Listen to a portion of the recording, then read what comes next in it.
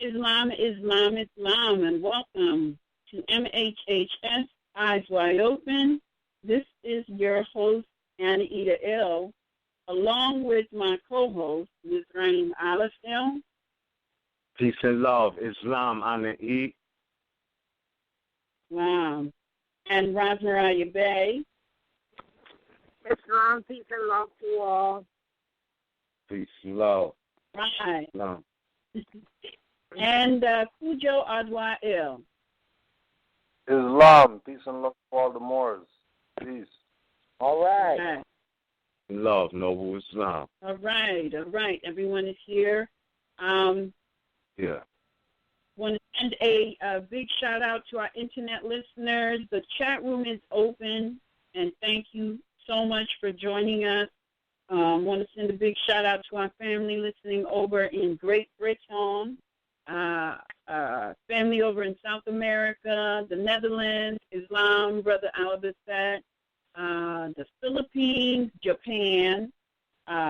Well, I should say near Japan, because these are all corporations. Near Japan, near Great Britain, near South Africa, near the Philippines, near the Netherlands, as well as family listening near Mexico, Venezuela, and Cuba, and family on the land that we have yet to connect with. Peace and love. Thank you so much for joining us, listening via the internet. Big shout out to our our callers. Thank you so much for joining us. Every week, filling up the lines before the show even begins. Thank you so much. Thank you for joining us, building together, lending your energy as we uplift fallen humanity together. Thank you so much for that. So let's see. Before we start each broadcast, what we do is we do a public service announcement of Moors who have been kidnapped and are being held hostage by these various municipal corporations for income. It's very, very important that we study the American Constitution, the history of how that fabulous document got drafted. What was the climate? Because if we do that, we will see that amazing document was written by our ancestors, and it was written to protect us from infringement by all corporations. So now when we look at the fact that we have municipal corporations kidnapping the people off of the land and holding them in prison and submitting fraudulent documents so that they can receive income, this pair us for and warn us about. So we have what we do to try to bring awareness to this is we make an announcement, or we make a public record of those Moors that have been kidnapped and are currently being held hostage for income by the various municipal corporations, which is absolutely 1,000% unconstitutional. We start with our sister RVBey, that was kidnapped through a joint venture between Memphis and Shelby Corporation under the purview of Tennessee. And we make mention of the union state that these corporations are in purview to, because all union states are bound and obligated pursuant to the American Constitution to protect all people from infringement of their liberties. If we don't have the county or the municipal the name of the municipal corporation, we just reference the union state that's in purview. So we have Dawood Ill that's in purview. The union state that is in purview is Arkansas. Amir Muslimin Ill and Kushu Rakuspe. The purview state is Missouri. Asar Patar Amin Ra in purview of the Ohio State, Jeremy Taylor Ill, Cherry Thorne Bay, Jamie Cal Brooks Bay, Joseph Tanaday Ill, Krishamir Bunch Ill, Emmanuel Billings Ill, Yasin Khalik Alamin Ill, Michael Curry Bay, all kidnapped under the purview of North Carolina, Noble Crisco Ill under the purview of New Jersey, Messiah Aziz Ill and Crystal Ill, both kidnapped through a joint venture between Mercer, Freehold, and Trenton Corporation under the purview of New Jersey. We're still waiting on an update on Patricia Bay's baby, kidnapped by Atlantic Corporation under the purview of New Jersey. Eldridge Terrence Fisher Ill and Marquise Devion Ill under the purview of Indiana. Solomon Ill Bay and Mumi Abu Bay under the purview of Texas. William Barrett Ill under the purview of Virginia. Bomani Abidwell Ill, kidnapped by the Chesapeake Corporation under the purview of Virginia. Shea Ray Bay under the purview of West Virginia. Thomas Lee Bay under the purview of California. And Victor Eduardo Avaya Juarez Ill, kidnapped by Holland Corporation under the purview of Georgia. And those are our Moors that have been kidnapped and are being held hostage. If you have a family member or someone you know who has been kidnapped, please send their free national appellation along with the municipal corporation that kidnapped them, in addition to the union state that the corporation is in purview to MHHS-Eyes Wide Open at gmail.com. We will add them to the list, and they will become, and I think that's it. So, I can't, I say this all the time because it's just a reality.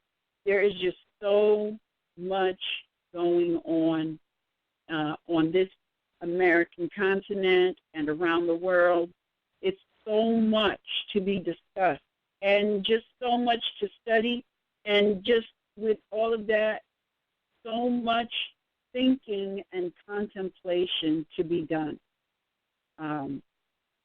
The modern Europeans just celebrated one of their event days yesterday. The European event day is called Memorial Day, and it's not a holiday, which would be a holy day and has to do with cosmology. In truth, it's just another opportunity for municipal corporation employees to generate revenue for those who participate in their events. Now, everybody may not necessarily be participating in these event days, but when they do come up and they have nothing to do with a holy day, we as Moors across the nation, we really have to pay attention and behave accordingly, because these municipal corporations are coming under the spotlight nationally and internationally. And things that they got away with in the past and the type of revenue they were able to generate in the past, they are no longer able to generate it. We have to be cognizant of the fact that these people, they are getting desperate. The more we study, the more we write writ, and the more we let the nations of the earth around the world know what is happening, the less finance they are going to be able to generate, and more of these municipal employees are going to be let go. In order for that not to happen, they are going to step up their game. Accordingly, we need to step up ours. The only way that we are going to be able to step up our game, and when I say you need to step up your game, you better listen. We need to step up our game in terms of studying and knowing what it is we are getting into. Too often, Moors are getting into situations because although they submit the right documents, in terms of the name correction, the proclamation, and even their national identification card, even though they submit the right paperwork to effectuate the processing of that, you're not reading the necessary information that goes along with. And when I say reading, I mean you need to read it and study it. You need to pull out words that you may not be familiar with, and you need to really make that information a part of you, because if you don't, you are going to be food for some one of these municipal corporations. They are serious.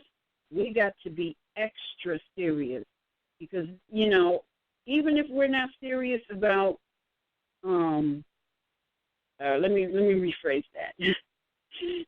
The most serious aspect of all of this is nationality and birthright and honoring your foremothers and your forefathers. And with that comes the protection. Do you do the appropriate studying of the law? They're not separate. These are two functions that are intertwined. You can't have one without the other. Everybody on planet Earth knows that once you proclaim yourself to be a Moor, you know law. They're going to test that only because there have been those who have demonstrated otherwise. It never used to be that way. And we need to make it that way once again by doing our due diligence, studying, and being prepared. And I'm going to end with this, because I had a sort of kind of epiphany. I may be wrong. Put it on the table. I think that possibly people have unaddressed issues dangling out there in the ethers. And rather than address it head on and put it to bed, what might be happening is they are completing the name correction document. And so in their minds, they think, oh, I got a new name, and I'm totally separate from that name.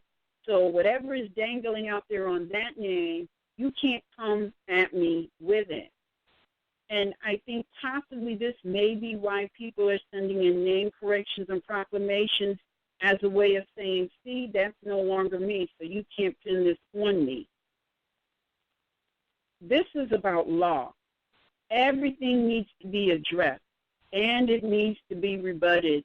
And let me just say this, it doesn't matter to a degree dangling out there what might have been put on you by any employee of a municipal corporation.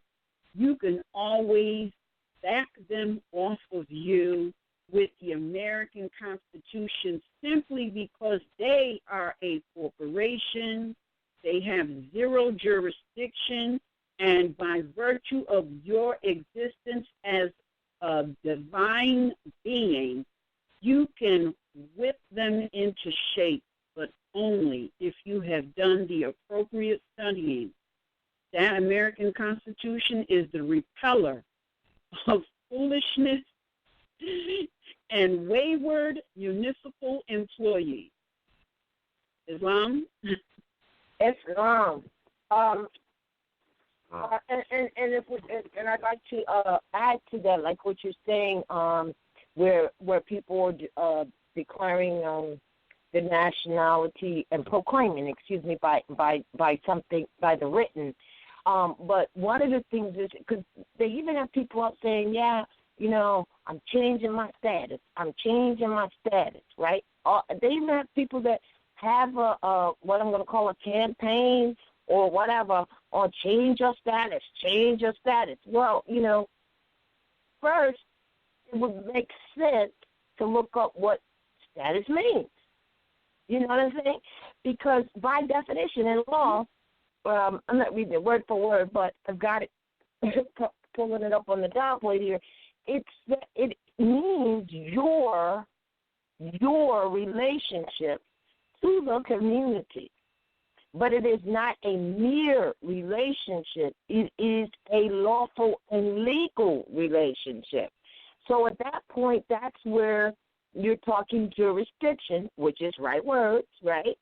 And so your quote-unquote status then sets the stage for matters regarding jurisdiction. Now, how many people who are buying into, I'm going to change my status, don't even know that? How many don't know that? They don't know, as you said, it's all hand in hand. This is lawful. This is lawful position that you're taking here to keep these other unlawful, quote-unquote, citizens from molesting you. So if you're changing your status, know what that means. Just know what status means. Look it up in the law dictionary so you can really get what it is that you're talking about. You know, so many, you know. So it's like it's so many those of us, and that's what this whole mission is about, who have been indoctrinated to call themselves Negroes, coloreds, blacks, whatever.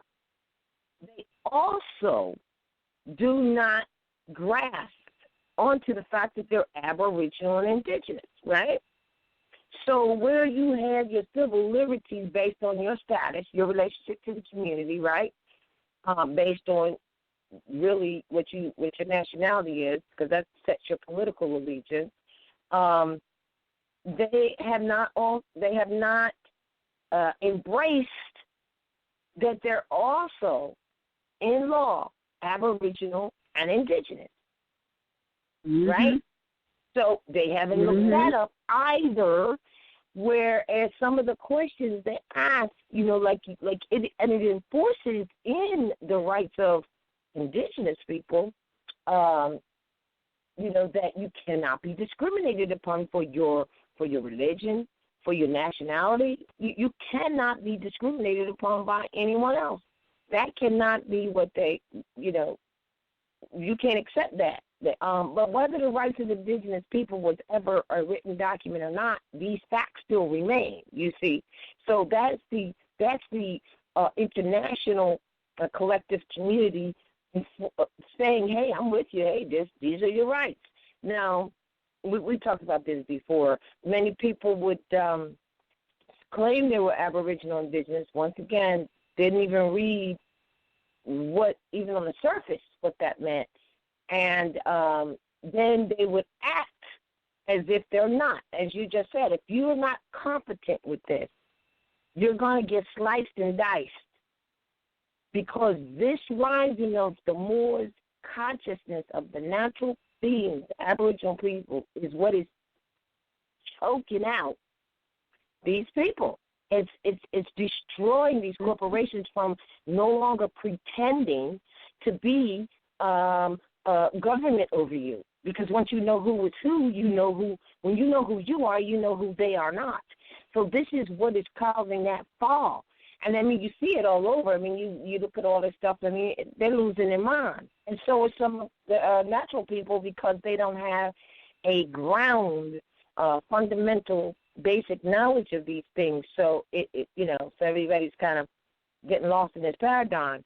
But again, by being Aboriginal Indigenous, there's your other supports. It's clearly there that you, and for what? For you to go and look at it, read it, see what it is, put it on your dial plate, which means you can dial it up at a moment's notice whenever necessary, because you can only be what you know. So you got people, quote unquote, changing their status, never looked up to see what status is. Some of them don't embrace the fact that they're Aboriginal. And if they do, they don't embrace what that is either, because of the indoctrination. So it's, you know, like, these are just fundamental things to kind of look at. Now, you were talking about this past so-called holiday, whatever, the memorial. I think you may want to add something with that, but I want to add, and maybe we could bring it in a little later, and I Miz has some information also. And maybe we could just bring it in a little later because a lot of people were out this weekend partying with celebrating, right? And they wasn't really paying attention to their environment, and they forgot that it's on these days that they are out there. Highwaymen are out there because this great revenue generators on those days that people have a day off. Am I right? And they stalk you on those days. You know, this isn't about folly. This is about absolutely being aware of the rising of your own consciousness. Islam. Islam.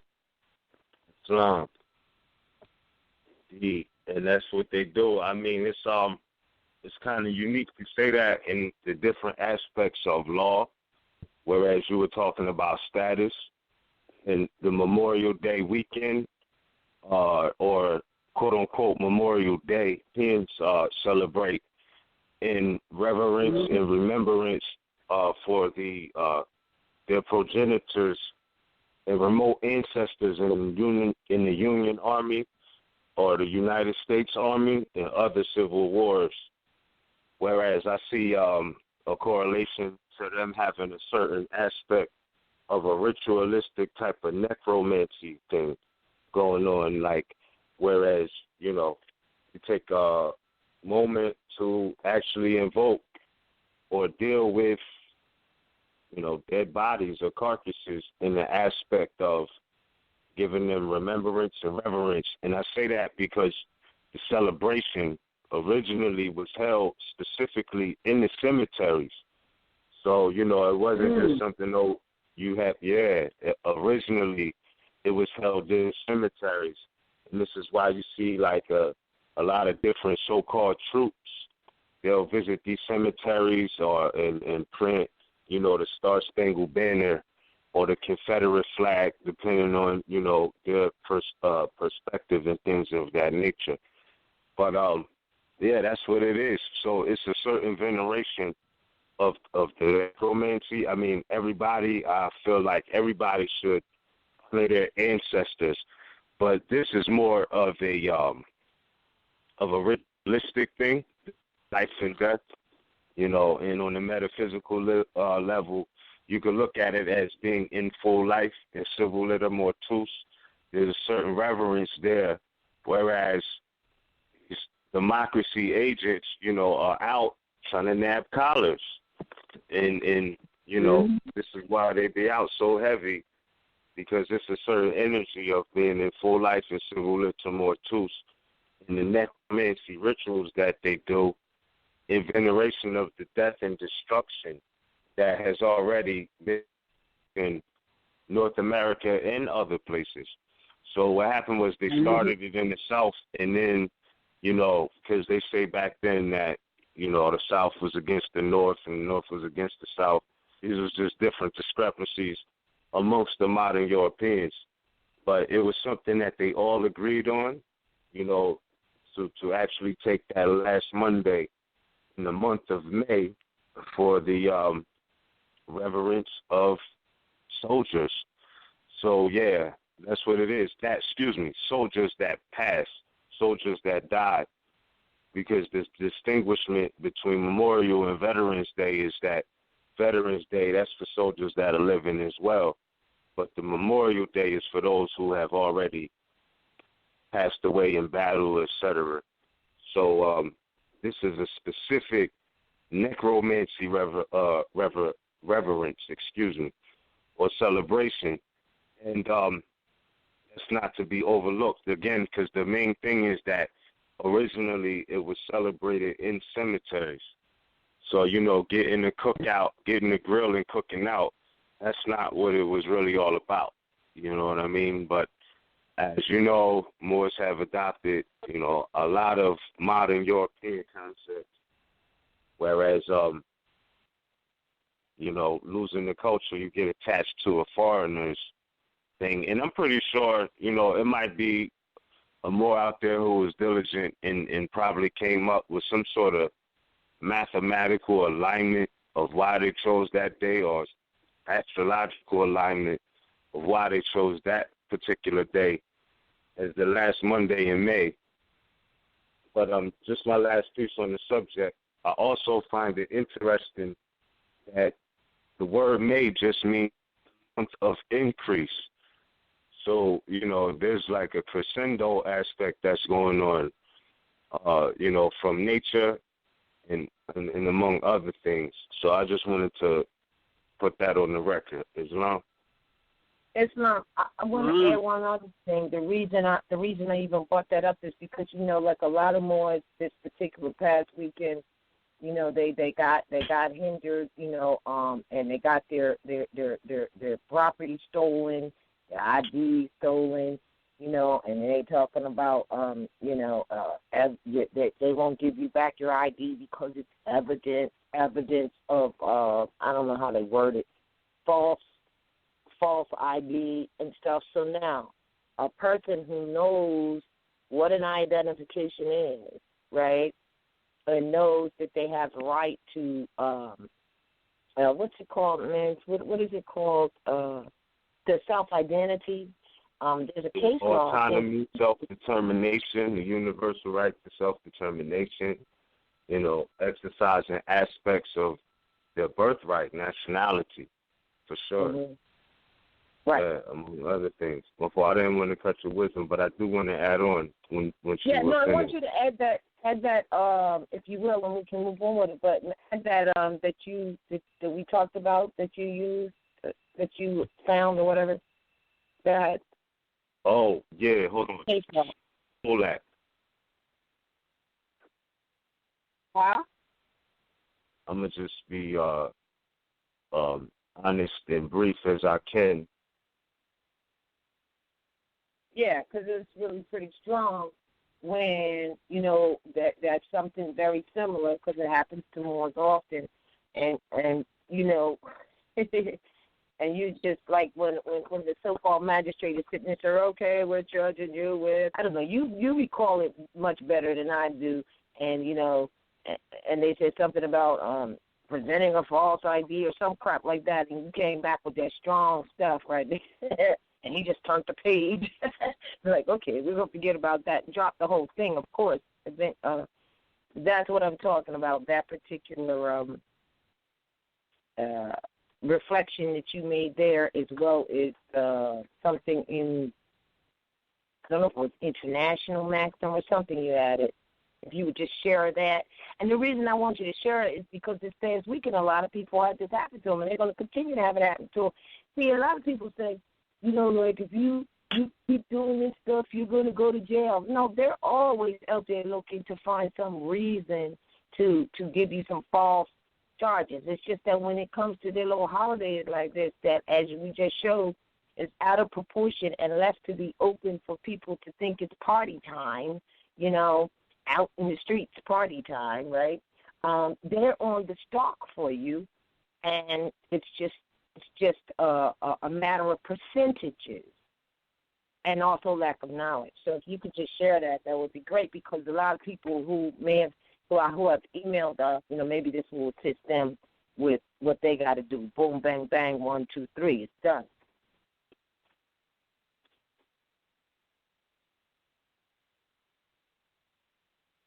You there?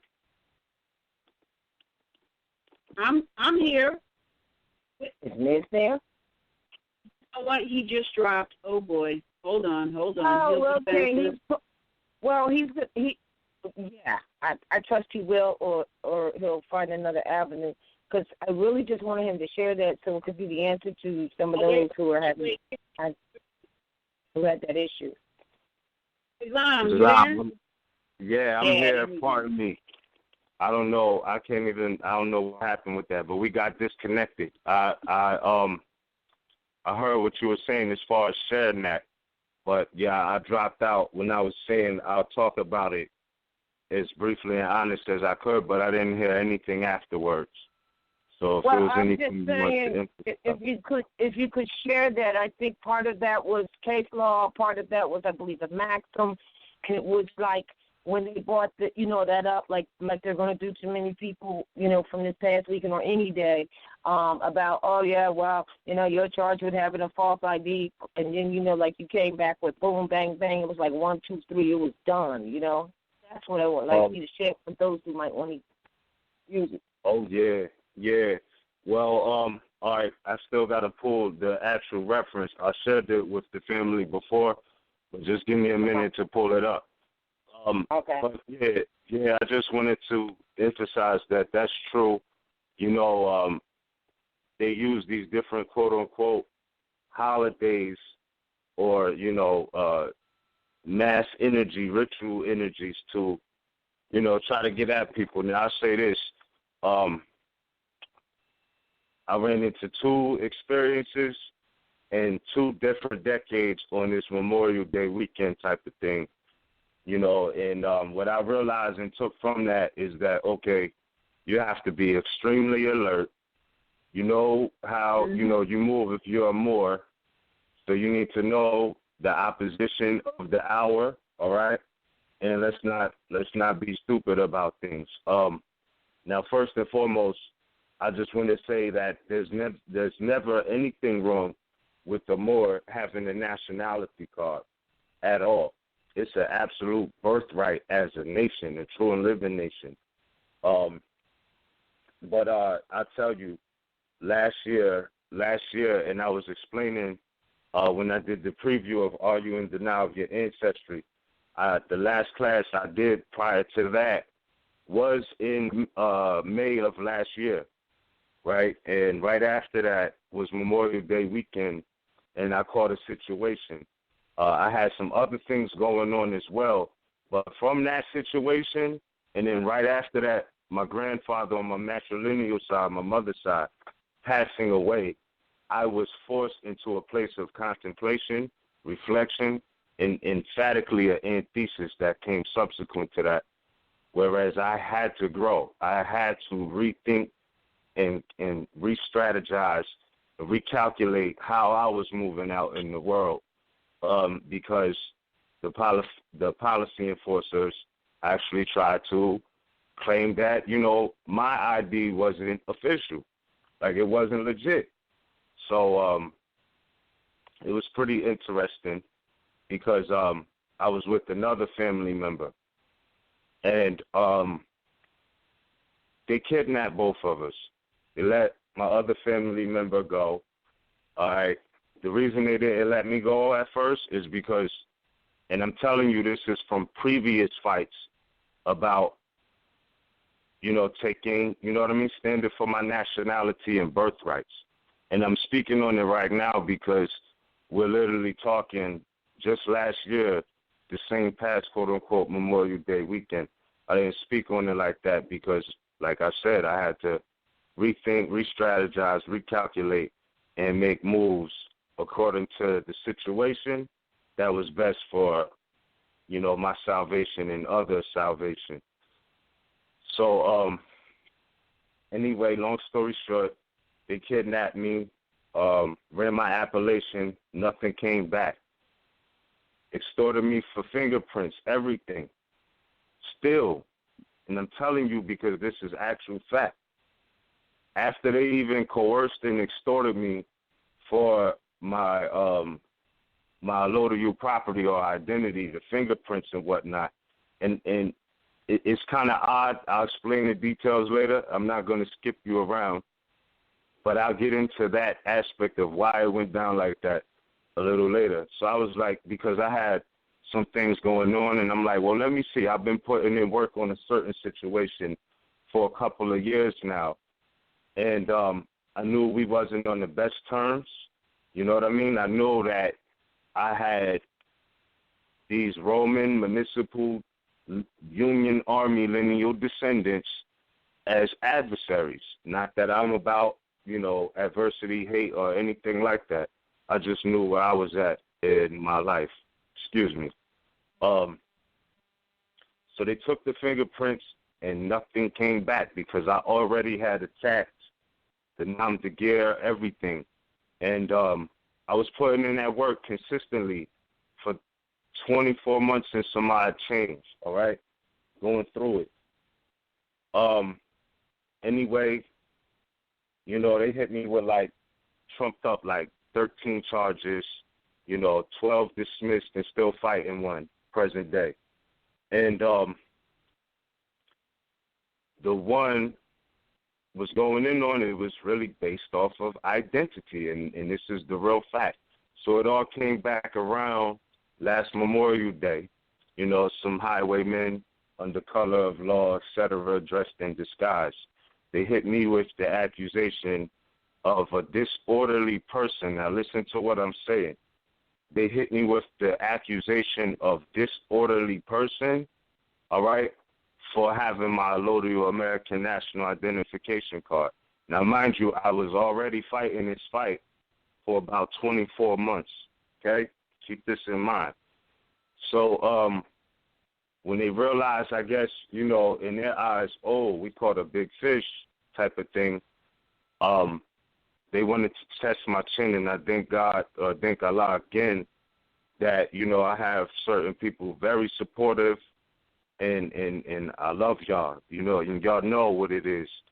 But, you know, they tried to test my chin or whatever, so they took the fingerprints, nothing came back. Was holding me for hours, tried to take me to the county and do the fingerprint scanning, all of that. Nothing ever came back, not the nom de guerre, anything.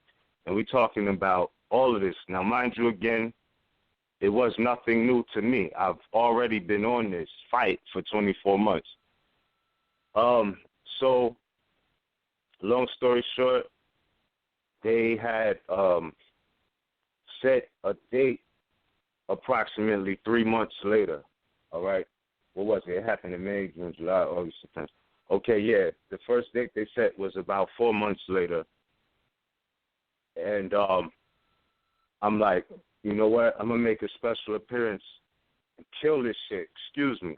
Because I already know what time it is. And I'm like, I'm about to put in this work for the, like, in front of your face because, excuse me, I just got to go in like this. I got to go in like this because it's the truth. Explaining the whole story. Excuse me. I'm like, I have to go in like this because the last time they tried to hit me with a date, I went in, and as soon as the magistrate listened to what I was saying, they knew it was nothing that they could do with me. All right? They knew that. So they had to play games. They started setting dates that don't exist, Sundays, Christmas days, things of that nature, because it was a lot of other things involved, but they knew they couldn't do nothing with me. So I'm like, okay, since y'all tried to play me for so long, because you know I'm going to set you on your square, you know I'm going to derobe you soon as I start going in on the defense of myself and my nation. And when I say my nation, I mean our nation, our nationality, because the thing in question was identity, all right? So all this going back, linking back to last Memorial Day, this is what happened again. Like I said, they tried to, accuse me of a disorderly person. No crime, not fraud, not anything like that, but disorderly person, all right? So they set the date for September. I come in before the magistrate. Mind you, I've been before this magistrate before, and, I've seen other Moors demonstrate, yoking by the collar, set him on the square, put him on the level, all of these different things by enforcing the law and the American Constitution, sticking on delegation of authority, et cetera, all right, shutting the court down in front of Moors who was just up there and demonstrated a certain level of ignorance, all right? Now, mind you, right before this particular Moor demonstrated, straightened out the demon, shall I say, it was another Moor who exhibited awfully, made us look relatively bad. And this is not a knock on the brother, but here comes other Moor, set the same magi on a whole nother level, whereas they dismissed their case clean, no another date, no any of that. And the other Moors was like, damn, you know, we've been fighting this Magi for mad years, but when I saw how they presented, I'm like, I could really see why, you know, and it's no knock because we learn as we go. We got lessons to learn. So anyway, I say that to say that I was kind of already hip to the type of games that they try to play with Moors, you know, depending on what you know and what you don't know, they'll try to drag you. And I've seen it with myself that certain Moors in their presentation make them feel like they got leeway to play the circus game. And it's not, I'm not blaming anybody, I'm just stating real facts. So I say that again to say that I came prepared. I already knew, you know, this is why I say if you think you can't learn nothing from this European, you already lost. You should be just periodically, take one day out the month and just go sit at a municipal court and observe. You don't even have to have a dig set. They don't even have to try to call out the summons or summons the nom de guerre. Just observe things, how things are operating, so that you can prepare your defense. It's no different, and excuse me for sidebarring, but like let's take, for example, right now you got different playoffs, different sports, different teams. Like what they do is they study their opponents, especially when you get down to playoffs, championships. The thing is to know what your opponent could bring to the table. Therefore, you know what you got to match and meet and bring to the table. So I took something from those previous experiences, even down to a time I was with a very notable Moor, and in all due respect, I always trusted and believed, not even believed, but always had confidence in ourselves. And when I say ourselves, I mean Moors as a true and living nation with the divine and national protection, magnetic energy, being able to read energy, not matter, and then see what energy matters, if you will. So I'm never up on, you know, calling sheriffs or police. That's never my thing, you know what I mean? But I am for evoking our energy. If we're in a collective, our energy makes a difference. It does matter. So I'm always confident that, you know, we're going to control the outcome of the situation. That's just what it is, because this is a public servant. Even though, you know, they don't really have authority, you're going to feel like that after you talk to a competent Moor. So anyway, I say that to go on to the situation from the Memorial Day. So again, when they set the date in September, I came. It was 4 accusations, all, you know, not applicable to a Moor, or American, or Al-Moroccan. These things don't apply, especially when you know your nationality and birthright, all right?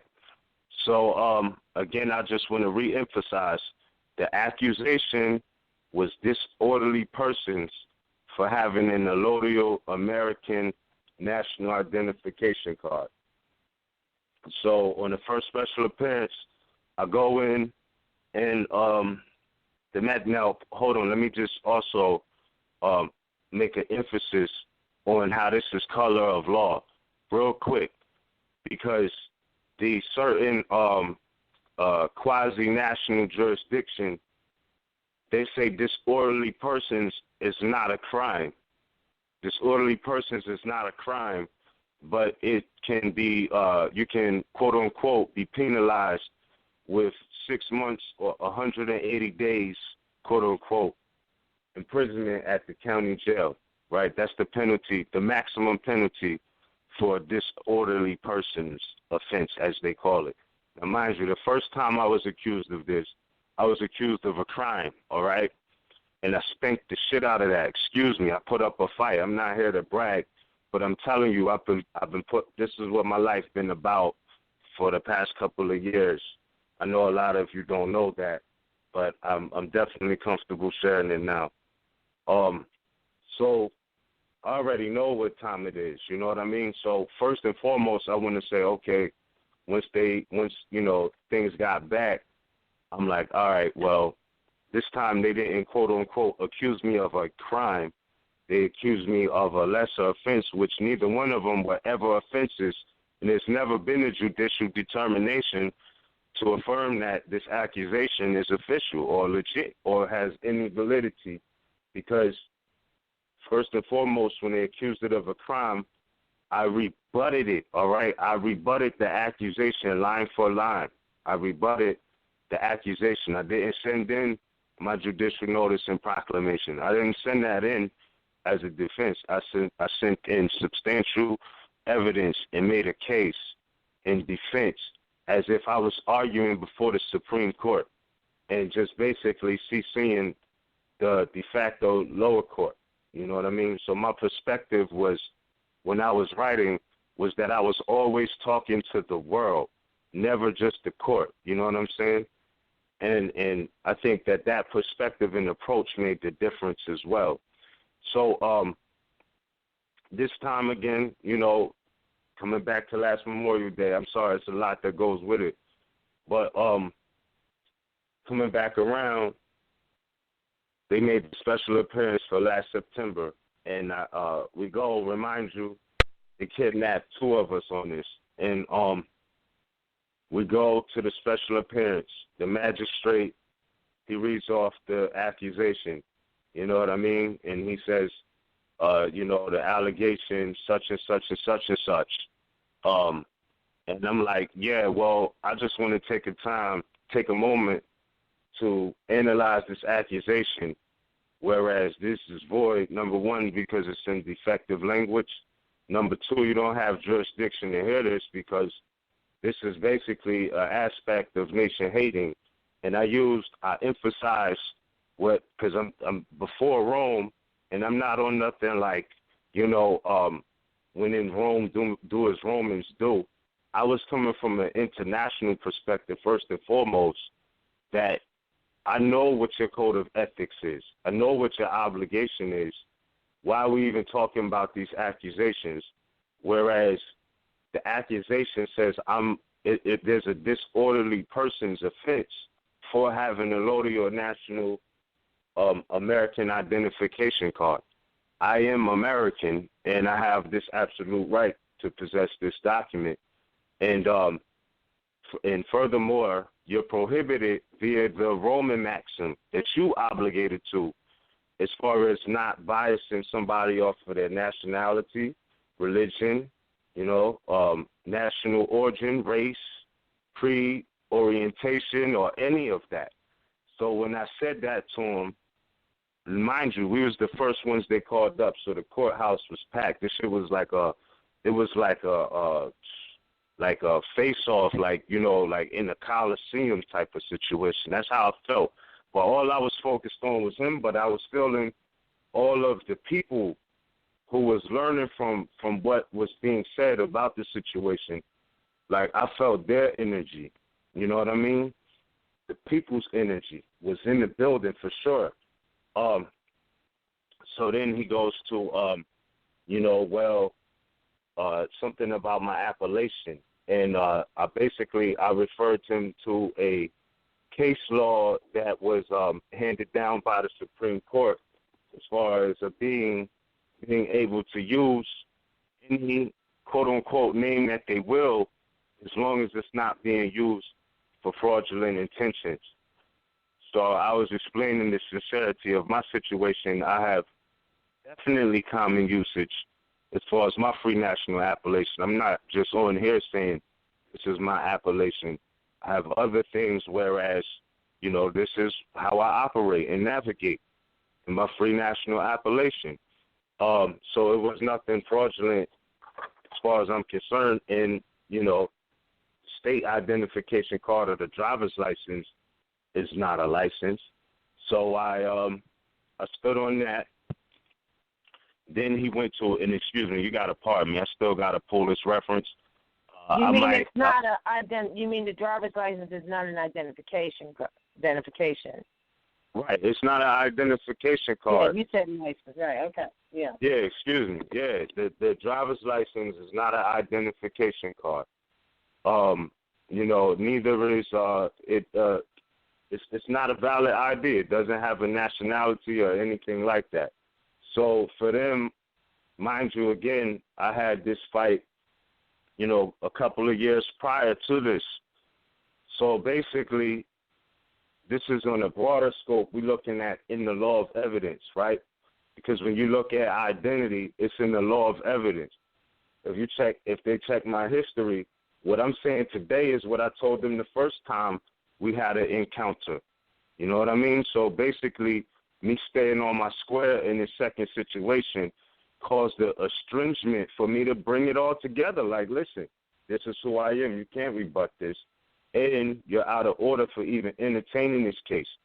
So, you know, when I mentioned, you know, you cannot bias me based off of my nationality, and I am American, I am Al-Moroccan, and I have the right to the universal right to self-determination. Mind you, he had 4 accusations there. He basically just to the next page, right, and went into the other accusation. Excuse me, it was something stupid, something really stupid. Oh yeah, it was about traveling, you know, driving without a license, all of this craziness here. And I basically hit him with the Supreme Court case law, Dela Cruz versus Hillsborough, New Jersey Corporation, whereas it was saying in the free society, you know, the being has the right to move around unrestricted by unreasonable governmental influences. Right now, I know they're not government, but they said specifically, such as policemen. All right, now these are highwaymen, but they claiming to be police. So I already came with that aspect in mind because I wasn't in it trying to figure it out. I've been training for years. You know what I mean? So I knew what time it was. Now, mind you, I want to, so it wasn't nothing that I wasn't ready to handle at the time. So, you know, I said that. He skipped over that accusation to another accusation. I had a rebuttal for that. He skipped over that into the other one. They were all minute. And I shut him down on all 4 accusations. And then I said, well, you know, actually, with all due respect, because the policy enforcer was not there, I said, with all due respect, this accuser is wasting your time and my time, whereas here on this accusatory instrument, it says that the quote-unquote state is a party, all right? And via Article 3, Section 2, mind you, courtroom full, courtroom packed, everybody like, oh, shit. So I'm going in on Article 3, Section 2, right? This was the only thing he tried to rebut and deny out of every rebuttal I had was the fact that the venue did not have jurisdiction because the accuser said that the state was a party. Forget what my appellation is, you know what I mean? The fact that this accusatory instrument says that the state is a party, this venue doesn't have jurisdiction because, you know, the Supreme Court, in all cases where a state shall be party, the Supreme Court shall have original jurisdiction. Now, either he's in violation of due process of law and disrespecting you by bringing these frivolous claims to this building for me to even have to speak on and you to even have to entertain. This is a violation on top of the fact you don't have any jurisdiction on the case. That was the only thing he tried to save face on because it was too obvious. Mind you, this is a packed courthouse for the rest of the people. And I know they would have moved with the same thing. Now, one of the great things about it, this particular first special appearance, is I saw a brethren that I didn't see in a long time from the same neighborhood I grew up in. And he got to bear witness to the fact of how to deal with the magistrate, the magi, so-called magi anyway, these European coloners in Moorish garbs, acting like priests. So it gave him a lot of inspiration. He witnessed it. After that, also, another sister who was Boricua, she came up to me after the court and was, oh, that's what it was. Excuse me. I know I said it was another thing I'll reference. I enforced the Constitution on multiple aspects. So when they started mentioning about my free national appellation, what I did was I tied the Srimad Bhagavad Gita into the First Amendment Religious Freedom Clause. And what I said was, to try to tell me who I am or who I am not is a violation of the First Amendment, specifically my liberty of conscience as it correlates with the Srimad Bhagavad Gita, Chapter 8, Way to Imperishable Brahm, wherein it states that self-luminous means known by no agency like the understanding, the mind, or the senses, but by self alone. I also substantiated the fact, and make sure you Google this. In psychology, there's something called identity achievement, and you have to remember that man is mind. This is what Taj was speaking of in the old clip, where he was saying, it's not the nationality that card that saves you. It's actually your concept of mind that even gives it validity. So if you think you're just going to throw that out and you don't have to know anything, you don't really have to know what's behind the writing, your attachment mentally, because as a man thinketh, so is he, and man is mind. So now we're talking psychology, all right? What is your thought process as far as your identity? Are you looking for them to approve you? Because I know as far as getting back into Asiatic culture, not just saying it, not just claiming it, but trying to learn and understand it, all of this makes too much sense. It's too much of a fundamental right to ever be in dispute or adversity, all right? So that being the case, I hit them with, the fact that you have a Roman maxim that says you cannot discriminate on people because of their nationality, race, origin, religion, etc., orientation. And then I hit him with the Moorish maxims or the Asiatic culture as far as tying that specifically into the law of the land. Why? Because my concept is this is international law. You know what I mean? This is international law, and the only reason it's international law is because these people don't have the same nationality as we do. We are Americans, our Moroccans. This is a municipal court, meaning that I knew I was walking before Rome, all right, and dealt with the situation accordingly, all right. Did I have to go before them? No, but I did because there was others' liberty involved. I would have moved a different way, but also it showed them the true and living truth of, the power of nationality and birthright from this particular experience. So basically the policy enforcers were not there that day. He said they would set another date. He sent us another de facto date. So we go back on another special appearance, right? And in the discovery, they was basically slandering us. They were slandering us, libeling us about our identity, alleging that we was black, etc. The whole artificial law, the color of law, false documents and reports that they do. All right, this is what's in their paperwork: black, the black male, black female, etc., etc. So when I got this, I was pissed off. I really was pissed off because I know that I'm not Negro, black, or colored.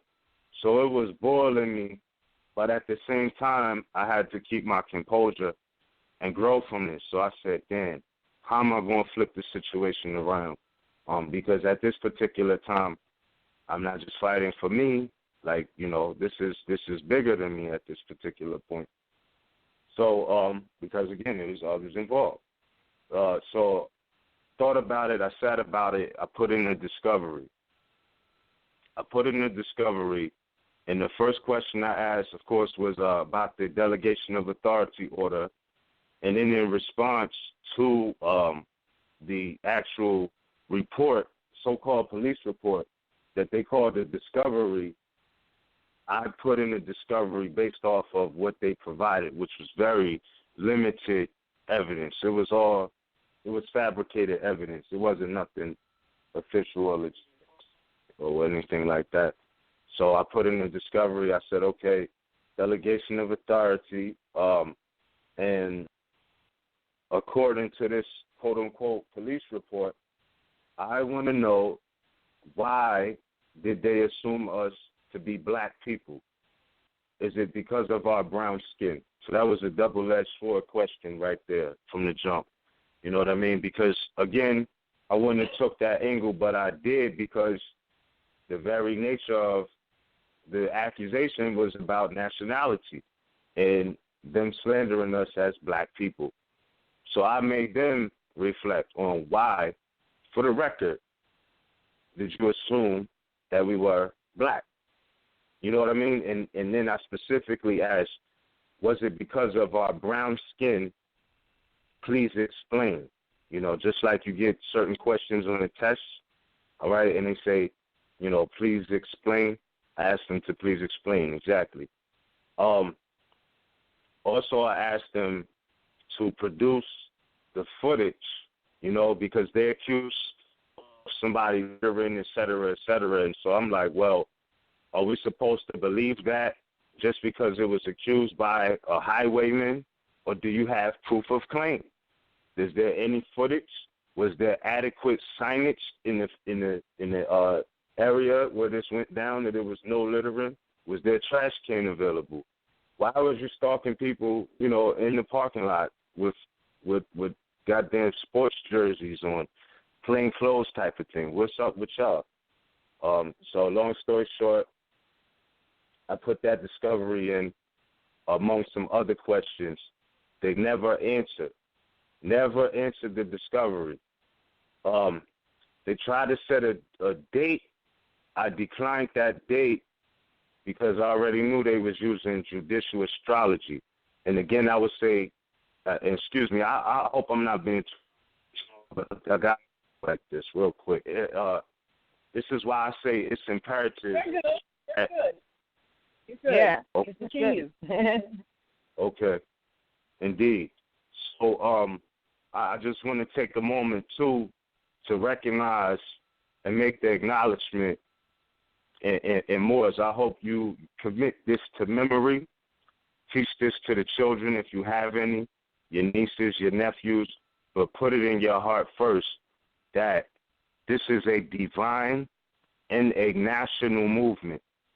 If you ever think that it's not, trust me, you're always going to be looking for answers. Instead of realizing the answers are being dropped on daily, you won't even pay attention to what's really in your environment.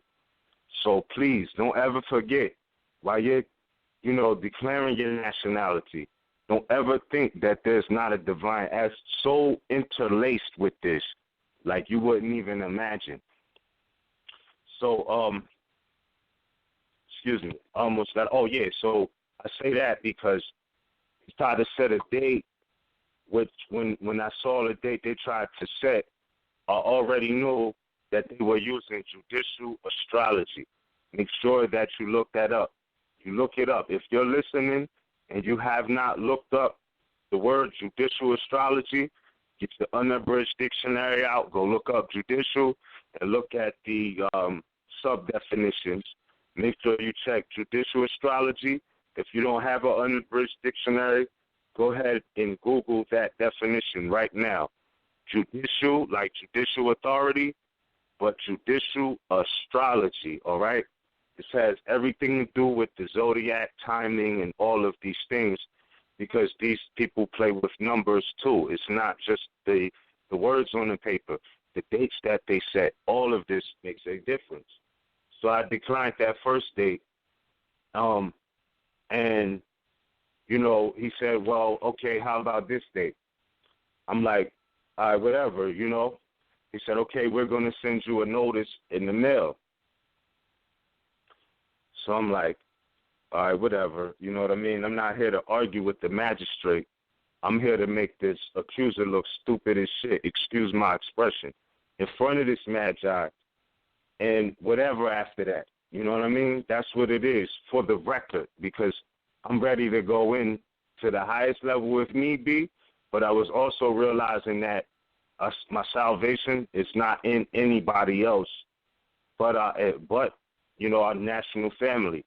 So I went in like I wasn't expecting them to do nothing. Like I wasn't expecting nothing from the Supreme Court or any of that. I just used the res judicata and stood on that. So that's how I came with it. Like the judge and the jury, you know what I mean? That's the position I took with this situation because I know I would never get that from them.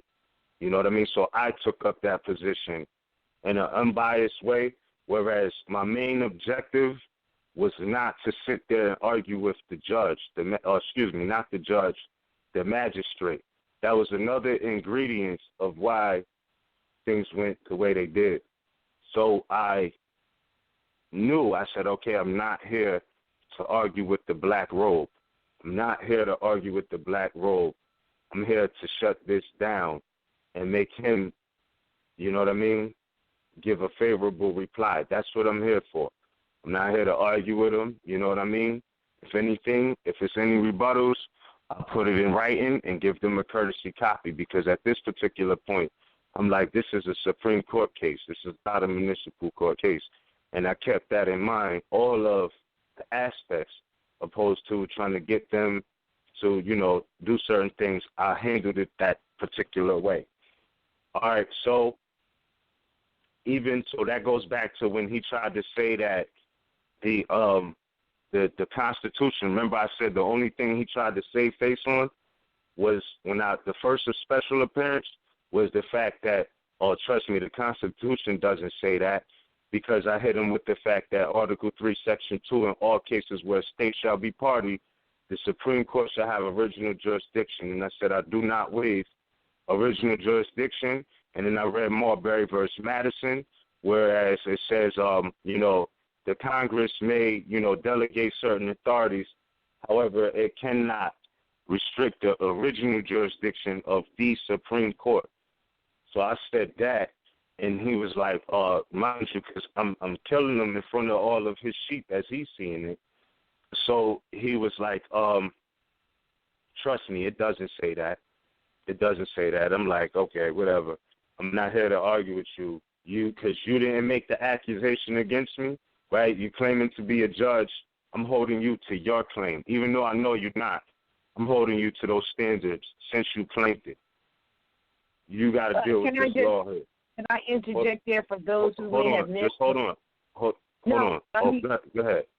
Mm-hmm. No, it's important that when you said this in issues regarding the state, the Supreme Court has original jurisdiction. The reason for those listening, because a lot of people don't pay attention, Ms., to those so-called charging documents, but if they would pay attention, they would see that they may have gotten stopped by a county employee, but when they get that in the mail, it says the state versus you. So that's why you brought up, wait a minute, this says the state versus me. Article 3 says any issues regarding the state can't even be heard here. That's all I wanted to make clear for the people. Yes, and thank you for re-emphasizing that. Yes, absolutely. That was my position. I'm not here. I wasn't here because I know they don't have a delegation of authority order. So I really wasn't trying to spend time on, you know, waiting for that because I know it's something they don't have. But I did know this. They took an oath to the American Republic Constitution. And because of that fact, this is what that document says. You know what I mean? You're obligated to this. That's it. Article 6 as well. But again, like I said, strategy, I was not there to argue with the magistrate. There's a venue for that. If I was there if I wanted to argue with the magistrate, I would want to do it in a position where they're not the judge. You feel what I'm saying? Because that would be like I have a suit on the judge, a so-called judge, but then asking him to be the judge of it. There's a specific venue where we can have an argument. You know what I mean? So if we can get there, I'll skin you. You know what I mean? But I'm not here. I'm not in this lower court venue for that specific mission because this is not the venue for that. You know, I didn't come to the basketball court to play football. I didn't show up on the soccer field with the basketball. You know what I mean? We can do that, but I always kept in mind there's a venue for that. So what I did was just, you know, preliminarily killed them with where I want to argue at. Now, mind you, the second time I come, they switched the prosecutor out. It was a female, and, she knew. She was like, yeah, well, what you want to do? I was like, I want this dismissed, and if this, accuser really wants to see me like that, if he really wants to hold a claim against me, then tell him to bring it to the proper venue, Article 3, Section 2. Outside of that, I have nothing to say. You know what I mean? Because I didn't bring this action. I did not bring this. We didn't bring this. He brought this action to the wrong venue, if you're going to consider it. So what I'm saying is, if he or you, as a so-called prosecutor, want to pursue this claim through process of law, you have to bring it to the Supreme Court. That's your obligation. You know what I mean? Since you're the one who wants to hold the claim, you're not going to burn my energy.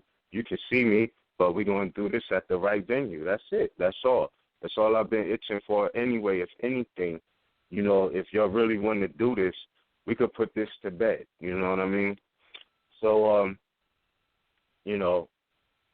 we left that day. They said they was going to get us the discovery, et cetera. Yeah, so they said they was going to get us the so-called discovery. And I asked for the actual dash cam footage, right, from when they rolled up on us and basically, tried to extort us and coerce us. They said, the magistrate said, when I think of discovery, because I asked them a lot of questions. Oh, yeah, another thing I asked them was, since they called us black, since you allege that we're black and we're not Americans or Al-Moroccans, Moors, as is alleged in this frivolous accusatory instrument. Like, this is what the instrument is saying. It sounded stupid. You know what I mean? That disorderly persons for having an allodial or American national identification. So, like I said, I killed them with the First Amendment, Ninth Amendment, and then one of the main things, I'll get to that in a minute, but remember, disorderly persons. So one of the things that I did in the discovery was I asked them, I put the definition of black from the 1872 dictionary, because these were too pale, modern European, or, the real black man is the European. So I put the definition of European, and I said, according to this definition, is there any objections, right? Because remind you, identity is what's in question.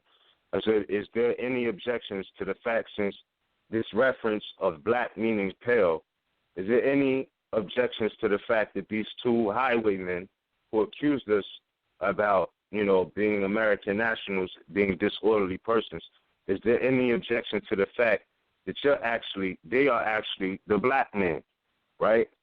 So no, real talk. This is how I took the approach. You know what I'm saying? Because it was imperative, because like I said, I didn't just lean on the judicial notice and proclamation. I broke down all the accusations. The accusatory instrument is what was under attack, because that's what was attacking us. You know what I mean?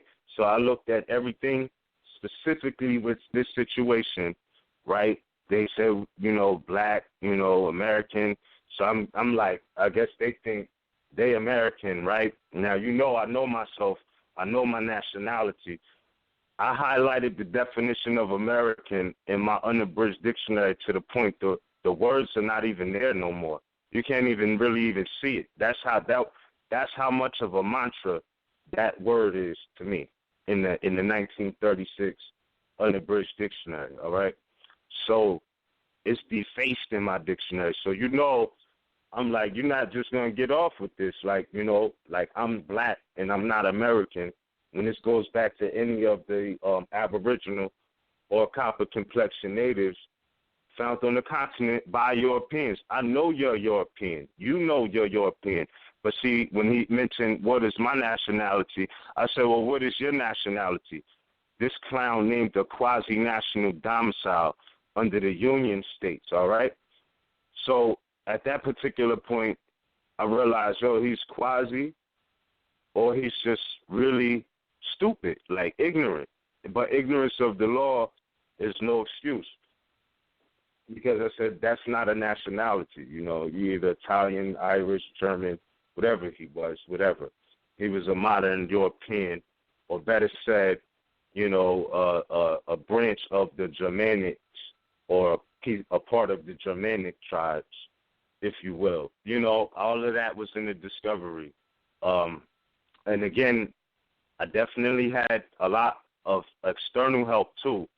But when I had to stand on the square, I did what I had to do. So we go, right? He said this specific date. Now, this after the second special appearance, mind you, this is all correlative to Memorial Day, because this is when the accusations happen.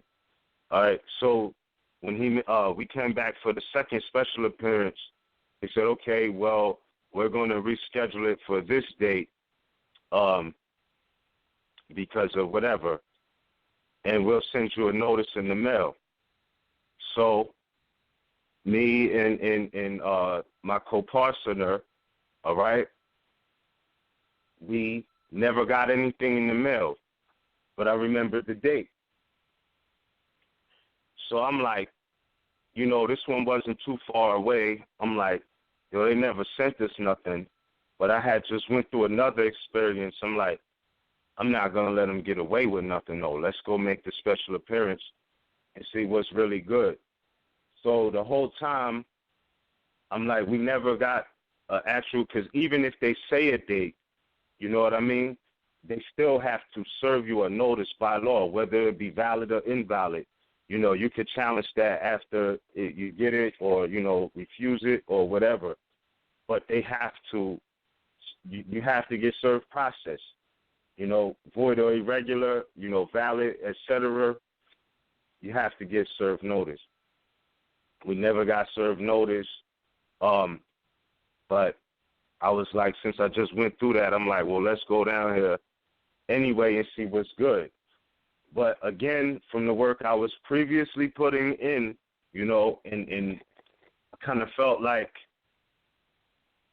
there's no way they could set a date for this. Like, I don't even think we're going to be on the schedule. We go down to the meeting room, the municipal meeting room, on the day that they said they was rescheduling it for, right? After I declined the certain date because of judicial astrology, I seen that they was in usage of that. Oh, yeah, and pardon me, I want to say everybody should have a planetary calendar. I'll leave that to you to go in on that in a little bit. But planetary calendars are necessary. You have to have the judicial astrology forecast, just like the weather forecast. So you don't want just a regular calendar. You want to get your planetary calendar so that you can already know how these people are moving when they're trying to hit you with energetic rituals and things of that nature. So anyway, I'm like, I just didn't, I felt like since they didn't serve us, there's nothing that's going on. So we go there on the day that they said it was going to be for, even though we didn't get notice, we made a special appearance because my thing is I want to skip through the chase. Let's get this over with. Whatever we're going to do, let's do it now. You know what I'm saying? Because, again, I was fighting for a couple of years prior to this, and I didn't have, my energy don't belong to them. So I'm like, we're going to get this over. You want to see me? I'm here. This is what it is. So we get there, and we're not on the schedule. So I laughed to myself. I said, yeah, okay, I see. I could see that. You know what I mean? That why wouldn't we be on the schedule? Because, mind you, they didn't serve us, right? Oh, and this is another thing. I'll add on to this in a minute. They didn't serve us. So we go to the window because I just want to make sure, because remind you, it's not just me. I had another co-partner involved with this. So I'm looking at their safety and well-being for their future moves so that they don't have nothing like trying to haunt them from something like stupid like this. So I'm like, okay, let's just make sure we're really good and, this is not just some slick type of thing. So we go to the window. Now, mind you, we had problems with this particular clerk, so-called clerk or curator, a couple of years prior to this. This particular time, since we already aired her out, this European woman I mean, because like the first time back in like 2011, her attitude was extremely like bougie, like straight bougie, like just mad. I don't know, just you could tell she had an inferiority complex, but try to flex on this like she didn't want to accept the documentation. So this time, like, she was dripping with butter. I'm like, okay, I see a change in her attitude. So I asked her about the accusation numbers. She's like, well, there's nothing on the file. I see this doesn't have a date. I wonder why it's not there. So I'm like, all right, well then we could be out then, right? Since it's not on the schedule and you're not going to do anything that's going to cause harm from false accusations later, right?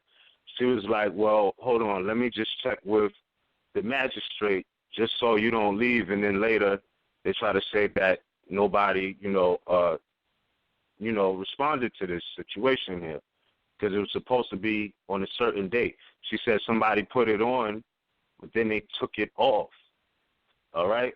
So she was like, okay, well, talk to the magistrate. She was going to talk to the magistrate and see what was up so that, we can be affirmatively clear that, we wouldn't have Roman soldiers trying to, later try to kidnap us or anything crazy. Now, also, put a pin in it and don't let me lose this thought. We was talking about the clerk. But prior to that, all right, and mind you, we talking last May, Memorial Day weekend, and I was explaining to the family when I did the preview of Are You in Denial of Your Ancestry Part 3. I told y'all right after that, my grandfather on my matrilineal side passed, and those who attended the class on the MHHS Island, which, near Harlem, etc. I was showing you some visuals from the funeral, the lobby, etc. And one of them, for those who are listening and recall, was a face mask, all right? And I was going into the definition of person, meaning the face mask. So I actually used that picture. I actually used that picture in the case to express the fact that we are not persons because the accusation was disorderly persons, all right, for having the Lodio American National Identification Card. So I used that face mask, you know what I mean, because it was an expression of our ancestors. At the same time, it was a statement of what a person is. And the expression there was like, you will see, but it speaks volumes. I actually used that in the case, in the matter, all right? I also interjected into the writ in the rebuttal that, listen, our right to be self-luminous, our right to self-determination is an unalienable birthright, all right? Going back to lineage, this is a birthright that we can waive since we were papooses, since we were children, since we were born, still going back to the fact that I'm not Negro, black, and colored, definitely tied to the land. So I spoke the language on them, and they knew what time it was. So after that, that's basically when, everything got took off the schedule. So she talked to the magistrate. I seen them walking in. Everybody's in line in the Coliseum or the meeting room, like chattel property, and we're at the window, and the so-called clerk is talking to the magistrate. They're going over all these papers, like they don't know what's happening, and where's like something happened and all this, that, and the third. So I'm looking at the magi, because I'm reading their body language now. I'm trying to figure out what are they talking about, because you can see the whole office through the glass, all right? And they was just going over the scheduling.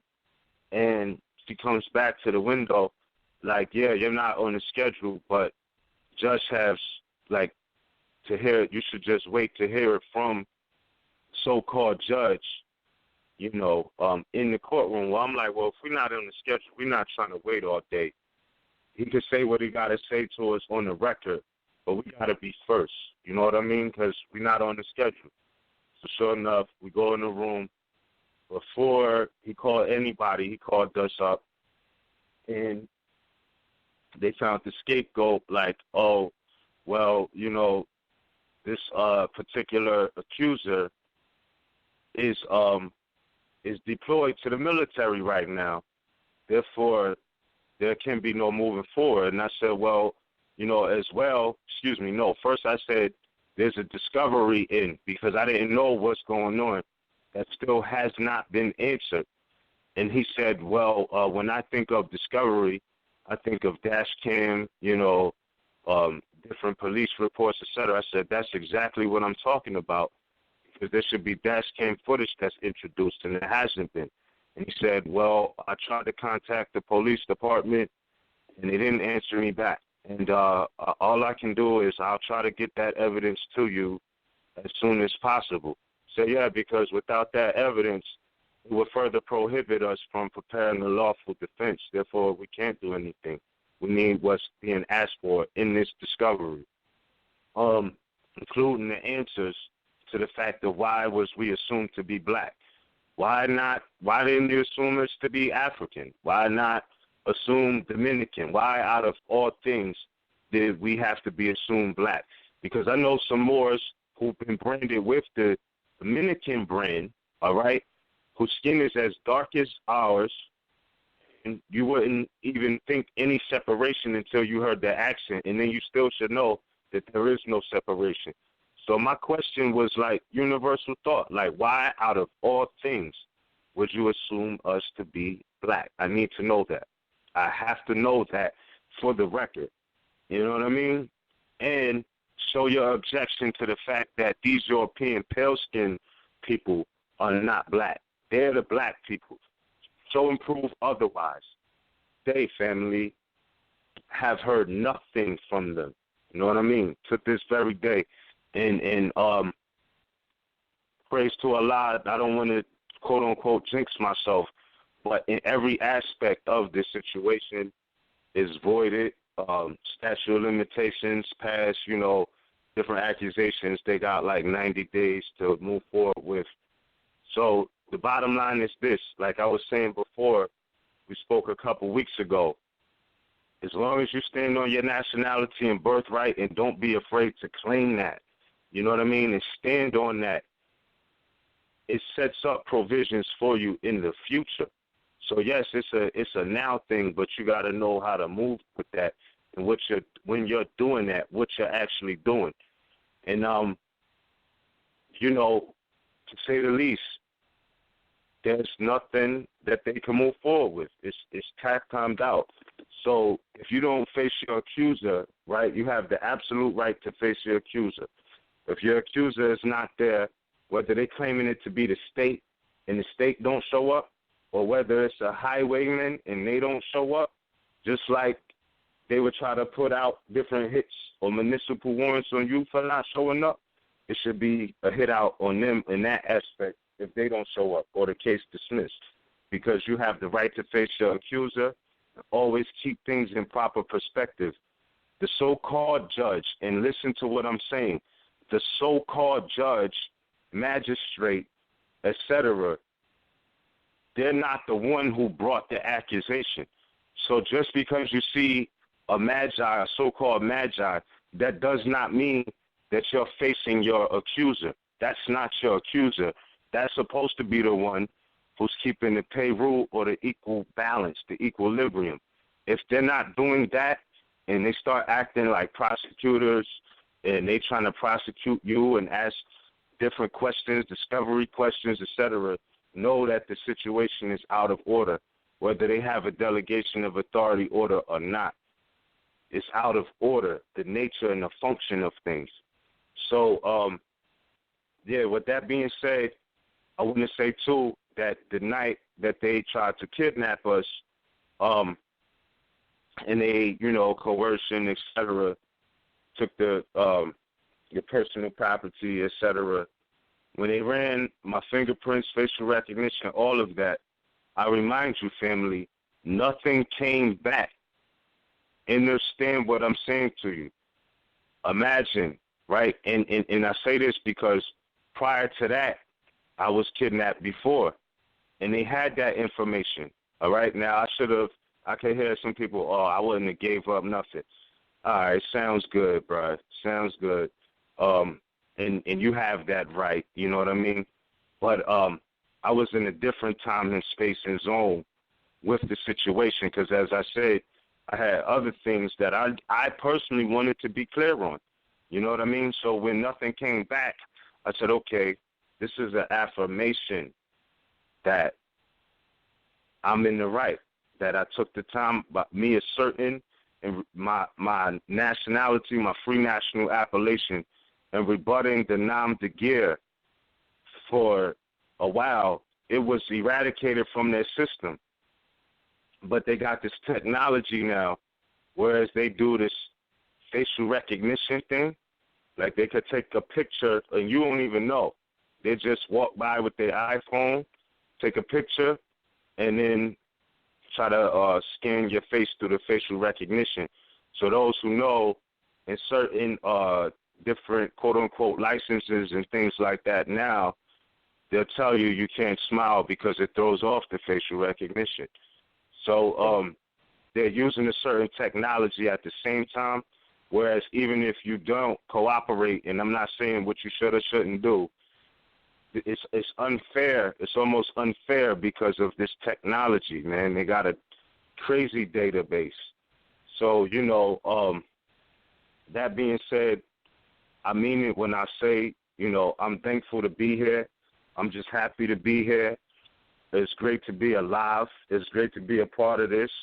You know, I definitely, you know, as far as I'm concerned, I know there's still things to do, but I've been doing my best as far as standing up for nationality and birthrights. And, you know, I trust that y'all receive that energy with the different literature that has been put out and that will be coming, that, you know, y'all can feel the spirit and soul of this, divine and national, you know what I mean? Real talk, and it just is what it is. So I link my ancestry back in to the situation in so many different ways. But I think the killer was when I used that face mask of the Moor, explaining that we're not persons because they tried to charge us with disorderly persons and a person being a face mask. They were looking at the image of a Moorish ancestor, ice grilling, mean mugging, the death stare. You know what I mean? If you want to talk about a person, look at this death stare in perpetuity. You understand? So, no, real talk. And that was the formula, fam. You know what I mean? And again, here I am, you know, and I think Allah, we here, you know. So, yeah. You wanted to say something about the clerk before you close out. Islam. No, you said you wanted to say something about the clerk, or did you go back there? Oh, yeah. Pardon me. Yeah, the clerk. Like, no, I think I covered it when I was saying that she had Oh, her attitude. Okay, yeah, she changed it to drifting by. Yeah, her attitude was basically adjusted from the last time we had a run-in. And when I say we, you know, because, you know, if Moors have a situation, for the most part, we try to support each other the best we can, you know, if we have the means and energy to. So, you know, we'll go, like we went to we've previously been in there like, you know, 12, 15 deep on a special appearance for other Moors, you know what I mean? So from then to now, it was a totally different attitude adjustment from that particular, you know, snooty, snotty curator. I don't even want to call her a clerk. She was a curator. I say that to say this. As far as Memorial Day, remembrance, and things of that nature, I don't see anything wrong with acknowledging your ancestors. I actually had to defend ours based off of the whole energy of that theme of so-called Memorial Day weekend when they was acting up. But I stanked the situation, though. And I'm not here to brag. I'm just here to share real facts with y'all, family. You know what I mean? Since we're talking about it, and it is what it is. That's what it is. So don't be afraid to spank those accusations up. Like, you know what I mean? You're the Supreme Court Chief Justice.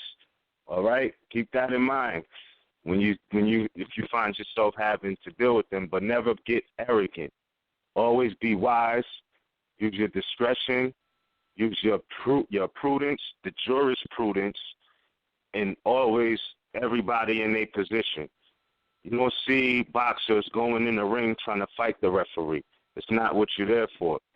You know what I mean? You're there to make sure that things stay even, stay fair. As soon as you see anything outside of that, put them back on the level by saying, hey, this accusation is frivolous, and it's disrespectful for them to even bring it to you to even try to judge, because you're obligated to the American Constitution, and here's the violations. So for him even bringing this charge is contempt of court and a disrespect to the position that you claim that you hold to keep it neutral. You know what I mean? So you don't make that a tag team situation on yourself. If they try that track, you know what to do. You know that that's bias and things of that nature, but you don't want to come set in that environment. Even though we could say, it's kind of in the atmosphere and things of that nature, but again, when your mind state is Islam, and you become you control your environment, man. These are your servants. And when you know who you are, you know who they are not, and it does make a difference to commit it and interrelated to your mentality and perception. So with that being said, family, I apologize for going in so long, but I definitely just wanted to state that for the record, get that off my chest. No, that's fine, because I just realized that you were talking. That was there is no apology necessary. No, that was you great. Go ahead. No, I just wanted to say that I didn't realize that what he's talking about happened last year at Memorial Weekend. The same thing as before then, you know what I mean? That's interesting. It was great. Yeah. And I also want to say for the record, my fault, I also want to say for the record, because sometimes people was asking me like, yo, what's up? Where you been at? Bruh, I've been sitting still fighting, okay? Sometimes you got to stay still, and it is what it is. So I was put in a situation where I had to grow, looking at my future and what we're here for. So I want to say, if anybody knows what that's like, you know what I'm talking about, when you have to dedicate or they're robbing you for your energy. Because, see, I felt more so robbed of my energy than anything else. Like, it's energy I wanted to be putting into doing other things. But, again, this was the situation that happened via the will of Allah, and I had to put it into that. So, y'all know, Cujo been taking the heads off these dirty Moors. I've been taking the heads off these Europeans, all right? And I'm saying that figuratively. And everything isn't on YouTube and going to make the news type of thing, all right? Because this is hush-hush stuff that they try to throw out without it actually hitting the floor like that. They knew what time it was from when I spoke, is why they found an excuse for themselves. So, yeah, pardon me. I didn't want to keep going in, but Islam, family, thank y'all for listening on that. Yeah, and another thing, too, for because a lot of people don't understand what they use as what we call their window out.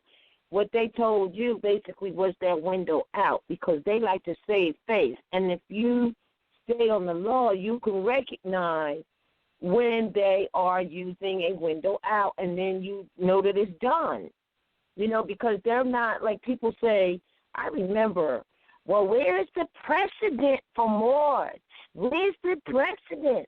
Like, we don't need, you mentioned earlier, res judicata. That means that already established. It is not, you know, you don't need a precedent if you're upholding the law. because the law is already there as precedent. But we keep looking for the precedent for the quote-unquote the Moors. Now, this is about the law of which these people are violating, and what we're supposed to be doing is enforcing the law, which is why the prophet said there's but one supreme issue, and that is to enforce it, period.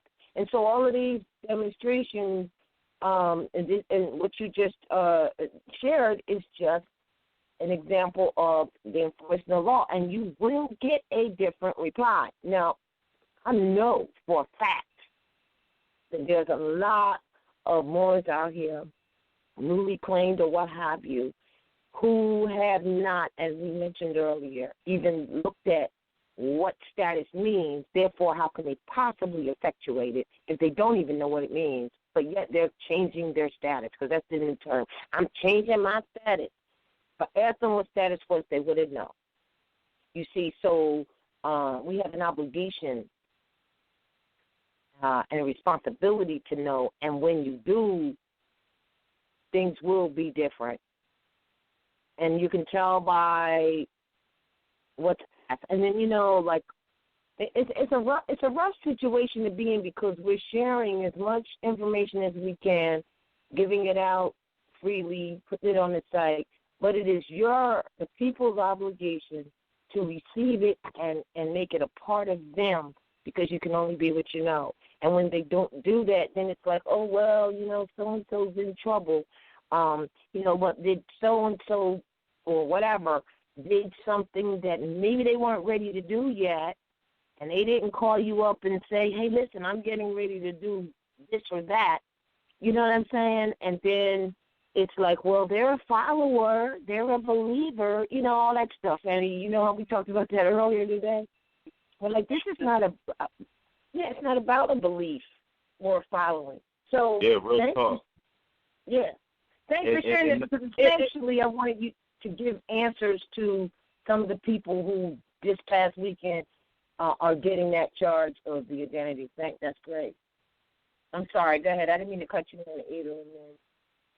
No, I was just saying another thing, too, was that while they had us kidnapped, I heard them talking that militia language, trying to label us as sovereign citizens and all this craziness.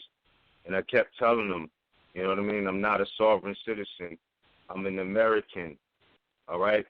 And sovereign is not a place to be a citizen of. I was just ripping them. And then, you know, this one policy enforcer was like, I really like this guy, man. I'm like, what the fuck? Like, this is not a show. This is not a game to me. If it's like that, stop disrespecting my citizenship then. You know what I mean? Because I'm not no sovereign citizen. It's a fictitious place. And I told that to another magistrate when he started talking that sovereign citizen crap. I said, listen, you're trying to circumscribe my citizenship, and I really don't appreciate that. I'm not a sovereign citizen. I'm an American citizen. This magistrate got furious because I was speaking a language that he knew what I was saying when I said circumscribe, but he was like, you know, I felt really disrespected. He insulted my intelligence because he was like, hey, he was like, do you even know what the word circumscribe means? So I felt really disrespected, you know what I mean? But that was something else I wanted to add on. But yes, indeed, I just want to let you know the word is God. The word is power. What you say, what you know, when you be what you know, what you write out, what you spell out, all makes a difference. Islam. You know, that was just a wonderful, you know, attestation. It was absolutely wonderful because you said so many things in there that everybody needs to absolutely be aware of. And one of the key things I hope everybody recognized is that he was down for, about a year or two studying. I don't mean he was watching no videos trying to get information. He was in the book, right? and he was in the books. It wasn't necessarily an issue of him saving his life. Really, if you look at it, it was a matter of him learning a lesson. Because that's, these situations, they only come up because we have lessons to learn. If there was nothing to learn, nothing would come up. And so we have to prepare ourselves. You can't just fly by the seat of your pants. When the universe says, okay, you've been out here, strolling around, it's time for a lesson, you're supposed to be prepared. If not prepared to go study, literally study, meaning you shutting off the music, the TV, everything. You're just studying because it's your lesson. It is for your salvation, and nobody can do it for you. Nobody, I can't say it enough, nobody can do this for you. So there are some Moors out there, they might be getting into situations for whatever reason. And sometimes the natural inclination across the nation is, let me go save them. That's not part of your lesson. And that's why the prophet said, I gave you enough to save a nation. Now save yourself. That's more than enough. That's just it's right. It's so important that you get that, because I listen to people. I hear people talking, and I've got to go save this brother and this sister and this and that, and they don't know that they haven't first saved themselves. This is about you saving yourself. This is about your lesson. These lessons are individual, and you never know what somebody else's lesson is. That's for them. Mm-hmm. The only thing that we can possibly do is encourage them and assist them if they're looking for information. That's all we can do, but we can't do it for them. If that was the case, we wouldn't have to leave the system we're under now. We can just, hire an attorney. Let them handle our affairs and continue to demonstrate that we're incompetent. This is about each and every one of us being competent to handle our affairs. That's what it's about. And the station, it was just excellent. Just excellent. You covered so many points, and it ain't nothing new. We've been saying this from day one. So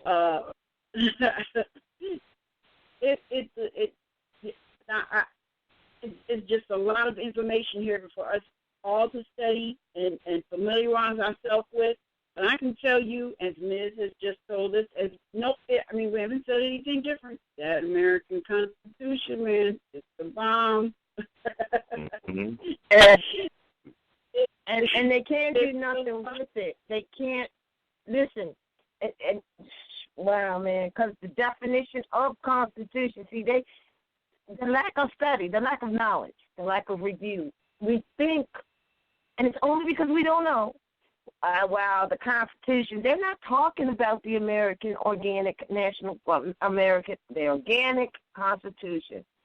The American Constitution ratified 1791. They're not even talking about that. And even if they tell you, because someone wrote to me and said that one of these policy enforcers told them, well, we don't go by Supreme case laws. Well, what I want that person to know is that they will tell you anything because they use sight games. And this is a policy enforcer out on the street, out on the road, or highwaymen, and they're going to use that because they're trying to scare the bejesus out of you because they already know you don't really know. You know what I'm saying? So they have come up with tactics to try to blow you away, like huff and puff and blow your house down on a little pig. If your foundation isn't strong on this, you will get blown down, which is why you have to take that time, and it takes a while to study it.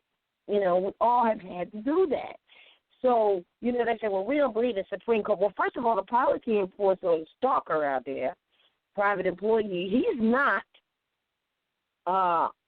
in the court. He's the one going out and trying to bring a claim in. So they're going to tell you anything. But they're not talking about the Constitution. So even if they don't follow it, you do. You do. This is what you abide by, the law of the land, whether they do or not. And that's what I think Ms. was saying. Stick to that. And that's what the prophet was saying, Constitution. And imagine if we were all doing that. I mean, they wouldn't have gone, oh, my gosh, they wouldn't have gotten as far as they've gotten with the trickery that they've already done. You know? So. Yeah. And I just want to interject something here because, I was thinking about that. People have said that, they get stalked and accosted and run over the road by these municipal employees, and they will come up and tell you, oh, well, we don't follow the Constitution, or we don't follow this law or that law, or they might even say, let me see your paperwork. First of all, are you versed in law?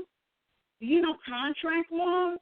Because this, your job is to travel up and down the roads and and ensure that the people are safe.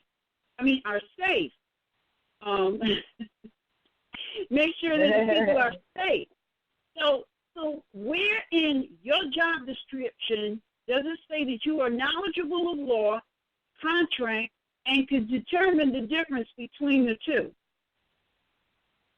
I mean, not to be arrogant, but I'm sorry, but right on their cruisers, it says safety. It doesn't say attorney, law, or, contract analyst. It doesn't say anything like that. You've got to tell them, hey, I wasn't aware that municipal employees were also knowledgeable in law or contract law. I mean, that's just it. But there's an assumption that they are, because the people are assuming that they are government, which is further proof that they are incompetent and that they're not. And you know what? You're right. But there's another thing that we need to look at, because, how many people have gone and had to deal with these clerks, and these clerks will critique your legal briefs. Yeah.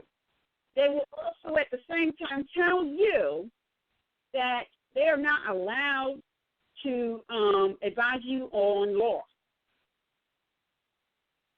Well, excuse me, but if you're not, what are you critiquing my legal brief, my lawful brief for, if you are not allowed to advise me on law? Your job is to receive, record, and file. See, people give these clerks way too much power, and even though they have more power than these administrators that call themselves mediators, because really they're mediators, and they presume to call themselves magistrates, but they're mediators, which really, when you look at the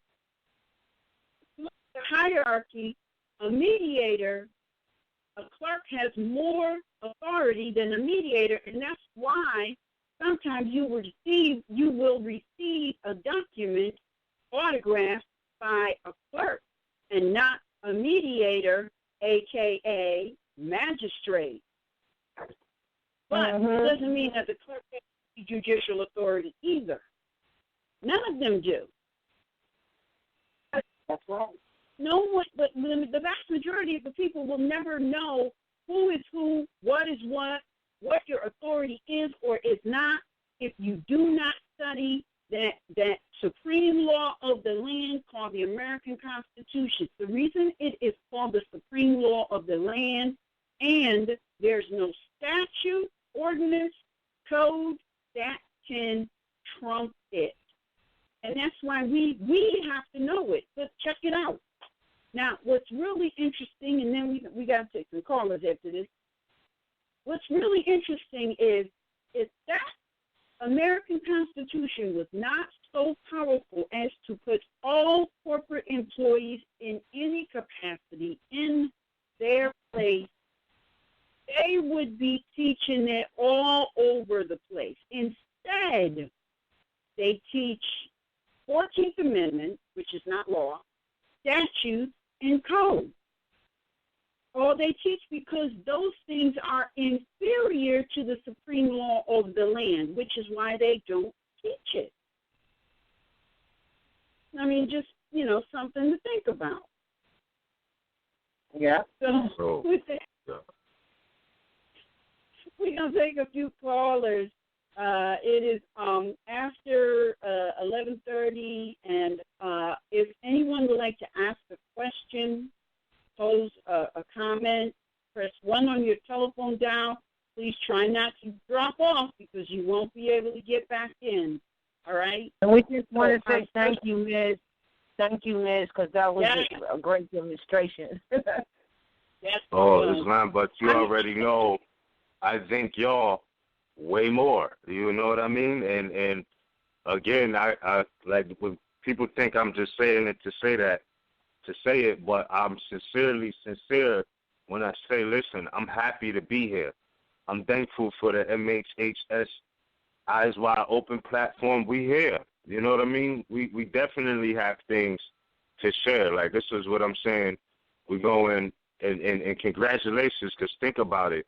We're going to be going on our 4th year in where we at, June, July, August, in about 3 months, so we definitely have attestations, you know what I mean? So this is why we're able to give references and things of that nature, because we have taken the time, we've done the studies, and we have real life experiences that I'm thanking y'all for even taking the time and listening, because it's a lot of things we can attest to, and people be talking crazy like, where's the references at? Where's the proof at?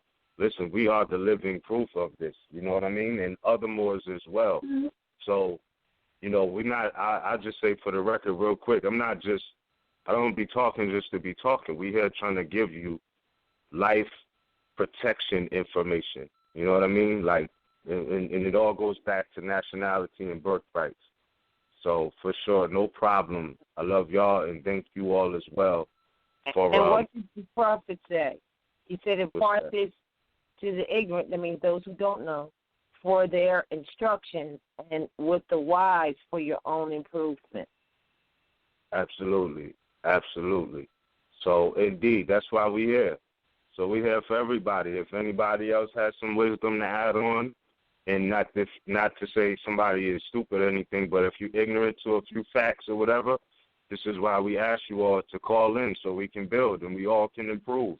This is what we're here for. This is what we do. So feel free to press 1 and ask questions, add on, etc. Islam. All right, our first caller is caller 972. And they seem to be having a conversation. Oh, motherfucking what? All right. I don't know what that was. All right, caller 610-868. You're live on the air. Please state your appellation at Northwest American. Hello? Yeah. Peace and love. Peace and love. You're here. We can hear you. Yes, you can hear me. Thank you so much, Ms. I really enjoyed the show, and I could feel all your frustrations that you went through trying to learn what to do in the room. The upper room. This is Janet Wells from Northwest Amexham, and I wanted to say I have learned so much from all of you, and especially Ms. And I know when they were asking earlier for him to go over again, it's Just in Ray. It's what he did a whole show on, and I studied it, and I'm going to read it out of Black's Law Dictionary. It says, a right in a thing, Denver Joint Stock Land Bank of Denver versus Dixon. A right existing in a person with respect to an article or subject of property inherent in his relation to it, implying complete ownership with possession and available against all the world, just in Ray. Islam. And I had a second question. My daughter wants to know, how can she get the music of the Miseducation of the Negro? Oh, you know what? I'm supposed to post it up on the Moorish Heritage and History School page, and I'm going to do that. Okay. Before, but where else can she get it? Oh, no, you mean as far as getting the sister's tape? Miss, do you know? I'm not specifically sure, but you can follow. You can catch up with her on Instagram. Okay. It's called Ms. MZ ETC. Okay. She's of the Eat the Cake band. ETC stands for Eat the Cake. If you get in tune with that Instagram, I'm pretty sure there's links to her website and different posts she has. But if you just want to watch it or listen to it, you could just type in on YouTube Pharaoh's Army mini movie, and that particular song is there. Yeah. But the sister has styles, so she has different types of music. You know what I mean? Like she has styles. So that was definitely something exclusive that she did there with that, because exclusive of all her styles, she took time out to dedicate one to her national family, which is pretty great. But she still has styles. And check her music out online for now. I know that's a certain, and you could probably check it in like her descriptions and things of that nature on where to get it from. Mm-hmm. All right, and thank you again for sharing with the family. We all go through different things, and it's just beautiful to know that you can share these things with us. Absolutely. Thank you so much from the bottom of my heart. Islam, sister, and thank you as well. I appreciate you. Islam. Islam. Now, do I press 1 again, or how do I get off? Yeah, press 1. After you press 1. Okay. All right. All right. Peace and love. All right. Caller 4. Wait a minute. Caller 470-505. 40. Islam. Can you hear me? Yes. Yes, we can hear you. All right, this is Rashad L. I'm calling out the Georgia Republic. And I just want to tell you, this is my first time actually listening all the way through live like this. I usually just subscribe to you on YouTube and play it back like that, especially the Canland Moors. I want to say Islam the Cujo as well. And if he's still on the line, I've been listening to this whole segment. It's been very educational. And I like the illustration that the Moor gave about how he had to go to court, and his dealings with that experience is very inspirational, because I know I've had my experiences with Rome as well. And most recently, there was a major violation that took place with me May the 27th, 2000, well, of course, this year, and May the 29th, this past Sunday. And I'm in the process of working on the writs. I'm sending them out to the Interpol, the embassy, so on and so forth. But the main thing was that, I was just trying to get the actual video proof together, because it was just so much that was going on. Like it literally had me shaking up. My nerves was thrown off a bit, because, it's one thing to study this, but to actually face this type of interaction with these mercenaries and terrorists is like a whole nother thing. But I feel like I handled myself pretty well. But I don't want to take up too much time with me just talking. Two things I wanted to ask specifically, dealing with, one was with Noble Drew Ali. I know when I read the quotes by Noble Drew Ali and him talking about just many different things that will come to pass in the future, it was many in particular that caught my interest, but I don't want to just go through my whole list. But I want to ask you, I know it said that Noble Drew Ali's spirit had to leave when he was in the West, or when he was over here. Basically, he transferred, or he transfigured rather, to the east. What exactly did they mean by that when they said that his spirit had to go to the east? Was there like a major prophet that his spirit was going to inhabit in the east, or was it something else meant by that, if you may know? Well, you could go ahead and go in. Islam. No, you go ahead, because I'm not really sure what quote he's talking about, so maybe I'll know what he's talking about, because, other than the east meets west, but go ahead. I think he's talking about the oral statements of the prophet. But there's a lot of ways you could look. It's a lot of ways you can look at that. Okay. First and foremost, in all reality, let's just look at it from a universal perspective. For starters, like there really is no such thing as east and west. Right. Because the furthest east you go, you're going to end up back in the west. So if you catch a plane from the tip of what they call Florida and go past what they call Africa today, Asia, etc., you're going to end up right back in North America over on the West Coast. And then if you keep going, you're going to finish where you started at. So it's a cipher. There's a such thing as north and south, but because there's the polarity, the opposite ends. But the equator is just that. It's equal. So when you follow that, east to west, it's a cipher. It's no beginning and no end. So in the essence, you could say you're looking at it like he's everywhere. Or on another note, we could say, well, we're earthly and we need earthly perspectives or whatever. I just gave you one, but the other thing is maybe it was saying he had to go into the light because the sun rises in the east, quote unquote. Oh, yeah. So when you see certain funerals, certain what you call them, obituaries for funerals and things like that, they say sunrise, which they'll use for their born day, and sunset, you know what I mean? So you're still dealing with, east and west, which is really one and the same. Yeah, for sure. And again, all light come from the east. So maybe on another note, if we wasn't getting it in the west, he had to bring it back to the east. And or it could have been speaking in the light of he made the highs.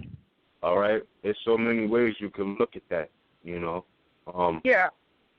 Okay. Controversy, it says that although the light shines from the east, they comprehend it. What does it say? All light comes from the east in religious controversy. Mm-hmm. That supports what he's saying right now. Yeah, and really, that's just the sunrise. Mm-hmm. The sunrise is in the east. Okay. Well, yes, those are all very interesting perspectives, and I thank y'all for responding to that. Now that you mention that, I know I said this too, man, but it brought something else to mind about, I heard another statement about Noble Drew Ali. He had different wives, and with that being said, I was curious to think, because he's such a mysterious type character. You would think in all historical records as far as being taught, of course they indoctrinate us in school, but it's like this person was so important, but it's like they found a way to just completely blanking him out somehow, aside from the people who just knew who he was. And, of course, today in the Aquarian age, people are beginning to realize and learn more stuff. But with that being said about him having wives or allegedly having more than one wife, did he also have children? And if that's the case, are they just still around, low-key, or, how exactly does that work, or is that an actual fact? Honestly, the only one I'm aware of was Sister Pearl Ali. I don't know about, any other way. I personally, maybe there's some Moors who have some information on that, but the only one I ever really heard about as far as Noble Drew Ali was Sister Pearl Ali. And I definitely, I don't know. Where did you hear that from? It's like when I study. Oh, I'm sorry. Yeah, I was going to say when I study, a lot of sources, my main source is stuff on YouTube. And, of course, I don't just take everything 100% off YouTube because you got a lot of misinformation here and there. But there's always interesting things I may come across, and I just keep it in the back of my mind because I thought, well, that's interesting. I never heard anybody mention anything like that before, so let me see if I can get a verification from somebody. But more so just articles I would read online, or maybe some stuff on YouTube. But I know some people, they always refer me to good books as far as learning more about Noble Drew Ali. Like I know it's one that's called the I can't remember the name of it, but on the front cover it's like a picture of death, and he has a staff in his hand. I can't recall what it's called, but that gives a good bit of information about Noble Drew Ali as well. Well, let me say this about the live thing. I have seen, I have it somewhere, a supposedly marriage license that is supposed to be with Prophet Noble Drew Ali, and I looked at it, and it's bogus. His appellation is spelled wrong. That's my observation of it. However, in terms of wives, you see, you having a greater respect for womanhood, women actually we have many husbands. It doesn't mean that, and you mentioned children, it doesn't necessarily mean that sex is involved at all, okay? At all right? And so having a greater respect there, women have many husbands, doesn't mean sex, and as a son, you could have many wives. As far as family and looking out for family.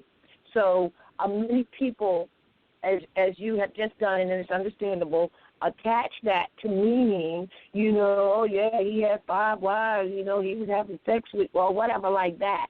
And that's not what that means at all. Husband is a house binder. So if he had wives, then he was a husband. And a husband is house binder. I mean, etymologically. So he binds the house. In other words, you make sure that the house, her house, all right, is bound, is binded, is taken care of, to exist. That's what really husband means. So when you have the right, okay, so when you take it out of that maybe misconcept of what it even means for both the women with husbands and the sons with wives. Okay. All right. Thanks for just to let you know, every son, they muddy up our history so much that we take things out of context. I know. Just like Ross said, every mother, a female Asiatic is a mother. Every mother has multiple husbands. Every husband has multiple wives.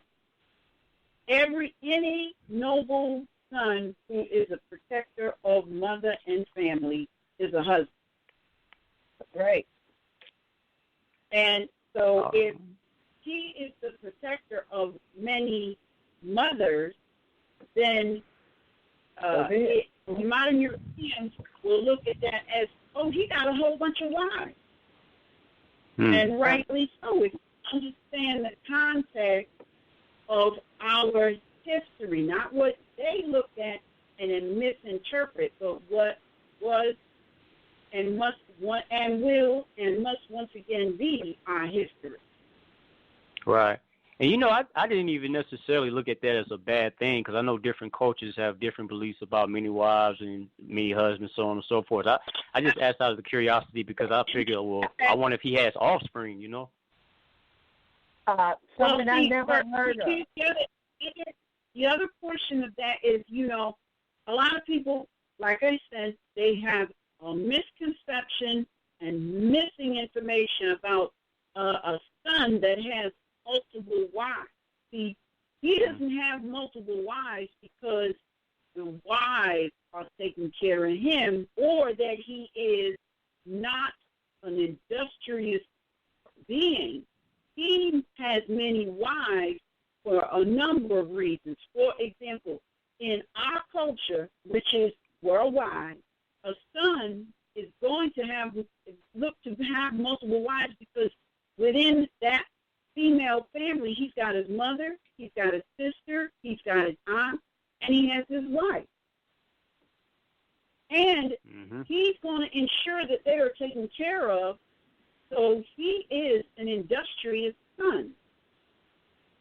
And if he does have a wife and there is any type of an issue where they separate for whatever reason, the wife is provided for. So we over here on this continent, we have this gross misconception. You know, I know when I was growing up, everybody wanted to be Solomon, you know, have all these wives, you know, but the key point of Solomon that sons miss, right? The key point that many people miss Solomon is that Solomon was a very industrious son. He made sure that the mothers, the wives, the concubines, you know, and sometimes concubines wasn't a sexual partner. Sometimes concubines were women that was brought into the harem because they had no protector, and so they came into the harem, and he protected them not for sexual favor, but because they're females. They need protection. And so they made sure that the females were protected, and you know, Ben Yakanan, what's his name? Yakanan. Dr. Ben Yakanan, he breaks it down so beautifully. Check him out, because what he's saying, that was our culture here. Excuse me? Dr. Ben. Dr. Ben. Did I say his Dr. Ben. Dr. Ben, yeah. Yeah, I got Dr. Ben. He breaks it down so beautifully. And if more people would really pay attention to what he's saying, they would get a glimpse of what our culture used to be. And then when you get that piece and you couple it with Prophet Noble Drew Ali saying we need to have a greater respect for womankind, it becomes very clear where we have gone astray listening to these modern Europeans. Because remember, whenever your modern Europeans try to retell us our history, it's always at our detriment. Because it's a lie. It's at our detriment. So we really have to really go and do some research and look at, okay, what really was going on. Because a lot of what they tell us, a lot of what we picked up is a gross lie. And so we're in the process of purging ourselves of that misinformation. All right.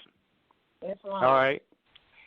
Islam, and the last thing I want to ask Miss, and I'm sorry, I'm not trying to hog up the line. I promise it's the very last question, right? Because I saved that for the last outro. But Miss Anita L., I know you had called.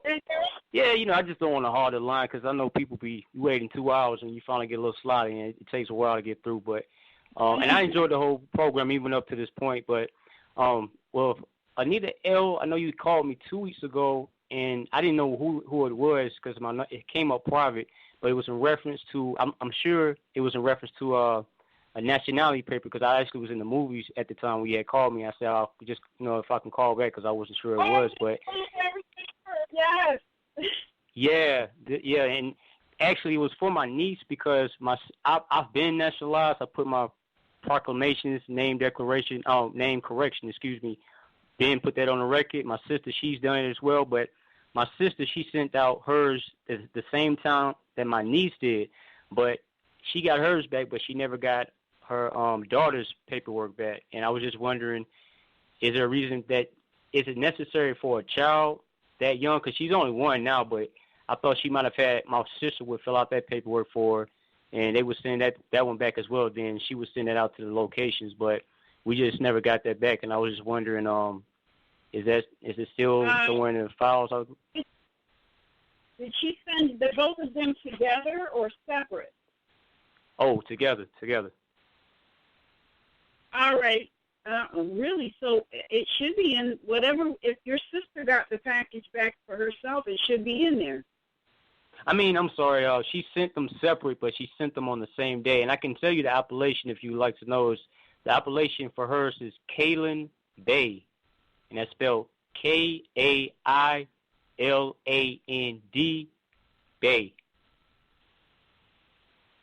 And of course, she couldn't signature or anything. Daughter? So, yes, this is the daughter. She's only one, and you know, she wrote her information for her, of course. But I was thinking maybe it was never sent back because it's not necessary for the child to have that form, but I didn't know officially because we just never got it back. So I tried to email, and it was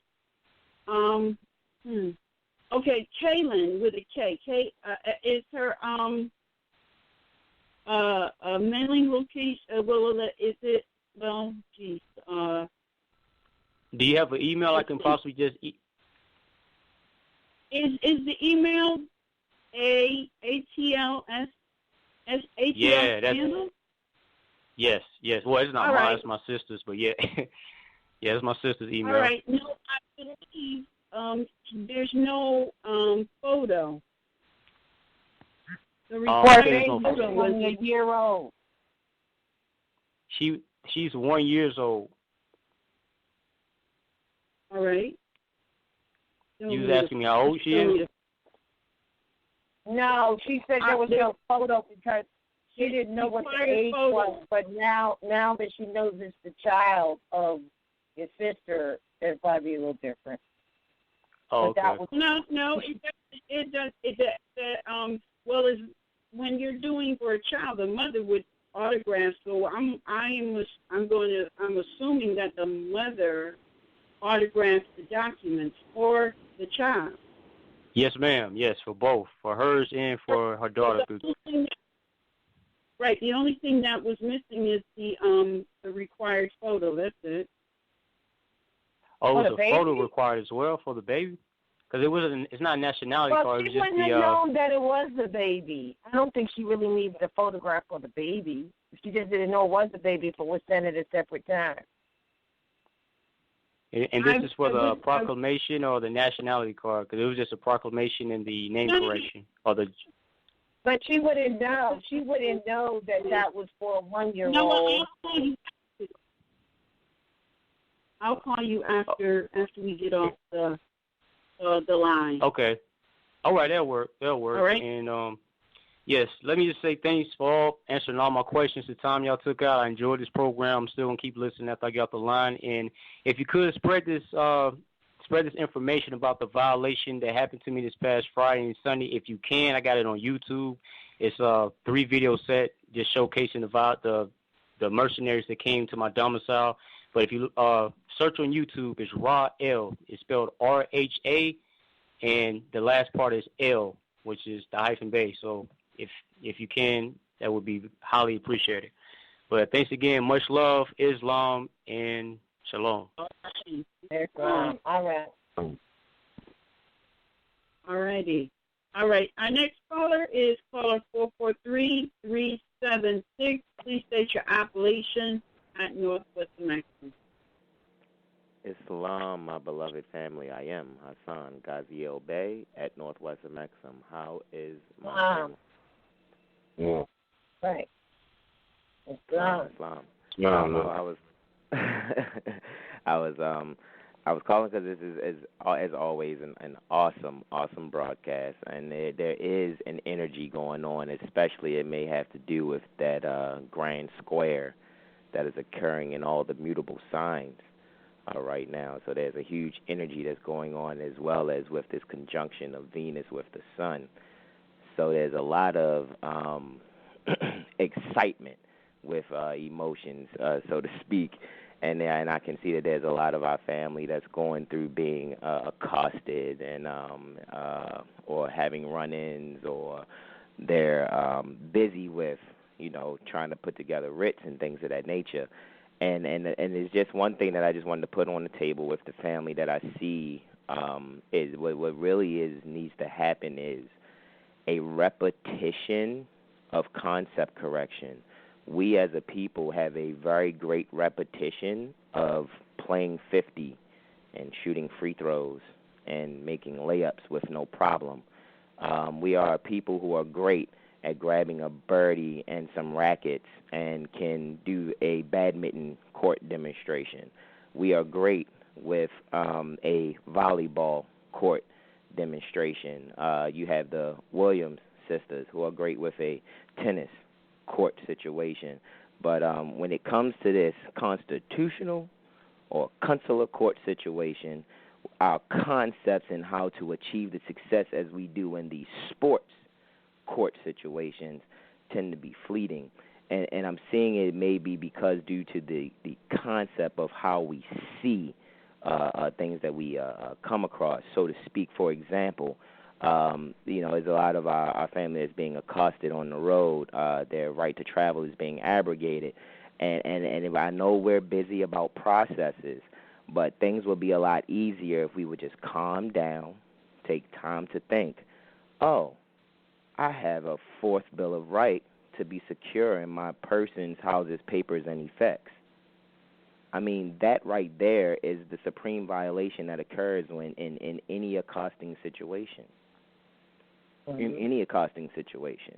And usually when they're asking you for corporate documentation and you present who you are and you have your brief in the form of an allodial or American identification, that is your freedom of press. These are two main, and it could, correct me if I'm wrong, but it's a bill of rights. So this is what they owe you. Mm-hmm. Anybody that's on this land, whether they've taken an oath or not, ignorance to the law is no excuse. That's right. So it doesn't matter whether they took the oath. That's a good point that you made. We don't care whether they took.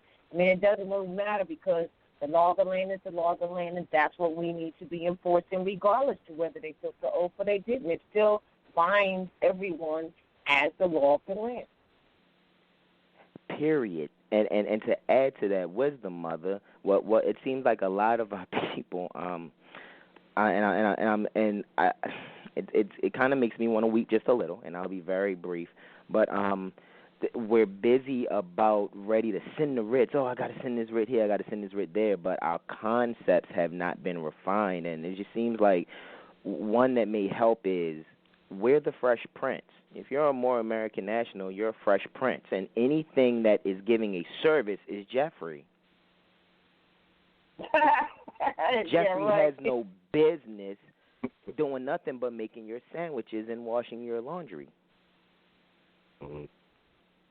In other words, catering to you instead of trying to punish you. Since when does Jeffrey get off punishing Carlton and Ashley?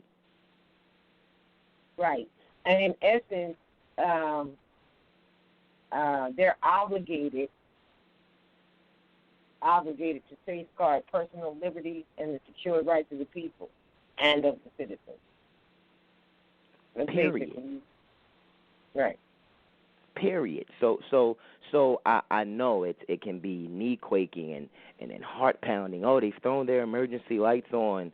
Now there's enough videos with you, Mother Roz, with you, Ms., with Cujo, and plenty of blog talks with you, Mother Anna E., where you guys are repetitiously stating the protocol when this accosting is occurring.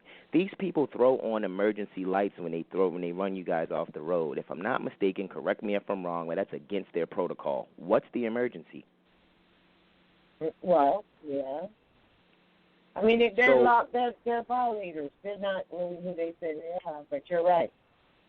So I'm saying that our concept the whole time should be, yes, oh, great, man, I'm about to lean somebody today, baby. Oh, yes. Oh, I'm about to get practice writing a cause of action.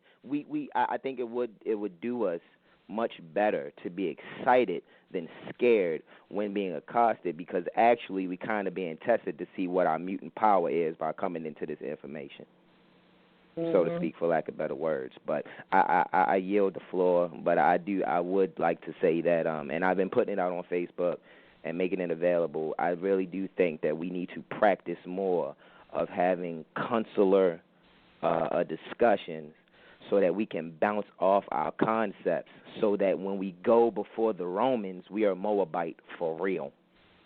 Not Moabite because, oh, that brother was saying, I like how he said it. Let me write that. He said to write it on a 45-degree angle. Yeah, you can do that. But see, we don't really have the concept correct of why we would even try to, do certain things like writing things on a 45-degree angle or inducement to fraud, no contract, Clearfield doctrine. We're not even realizing that people are trying to novate our energy. Mm-hmm. So I just really think it's really important for us to just keep reaching out to the family. We're in the age of Aquarius. You got Facebook Messenger. You can email. You can text. You could probably send a pigeon if you're really good with messenger pigeons. But there should be no reason that we can't 2 or 3 people at a time, mothers and sons or whatever the case may be. Hey there, man, look, I had this trip here and I was dealing with this situation. Oh, hold on, that jurisdiction sounds funny. You was in a situation that was dealing with what? Oh, man, let's open up the dictionary. This is what we should be doing. I mean, we do that when we go play sports in any other court, but when it comes to this legalese, this jurisprudence court, it's as if it's like we don't know how to flick our wrist at the free throw line. Mm-hmm. Mm-hmm. But I yield the floor. Thank you so much, family. I love you guys. Thank you so much. Peace and love. That's all. Right. Thank you.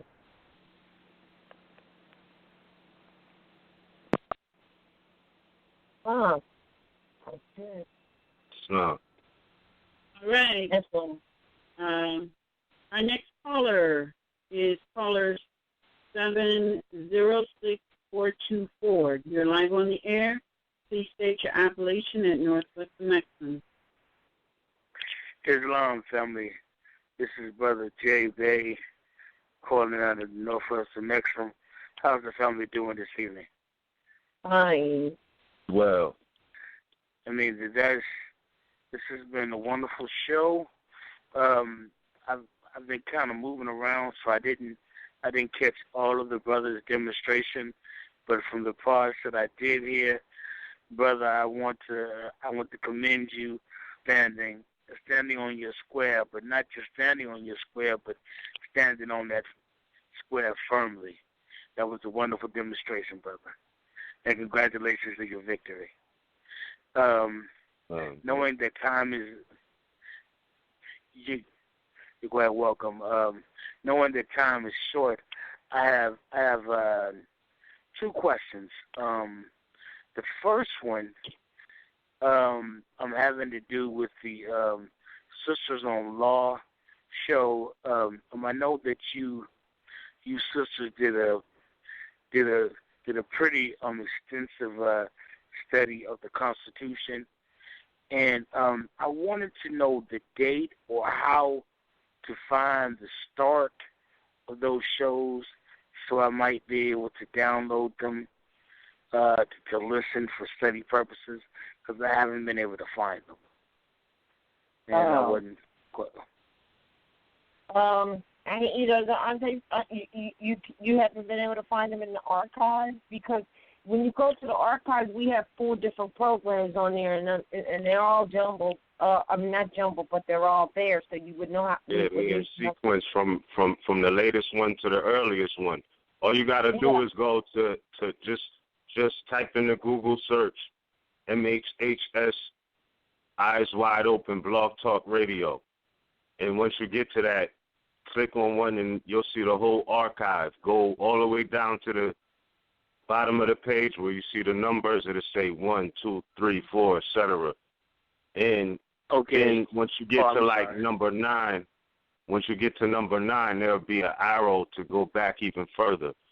So you can just go back and keep going back as far back as you want to go. But scroll down the screen and you'll see, Tuesday class, Principles of Nationality in Action. Then you'll see the Wednesday, class near Harlem Corporation.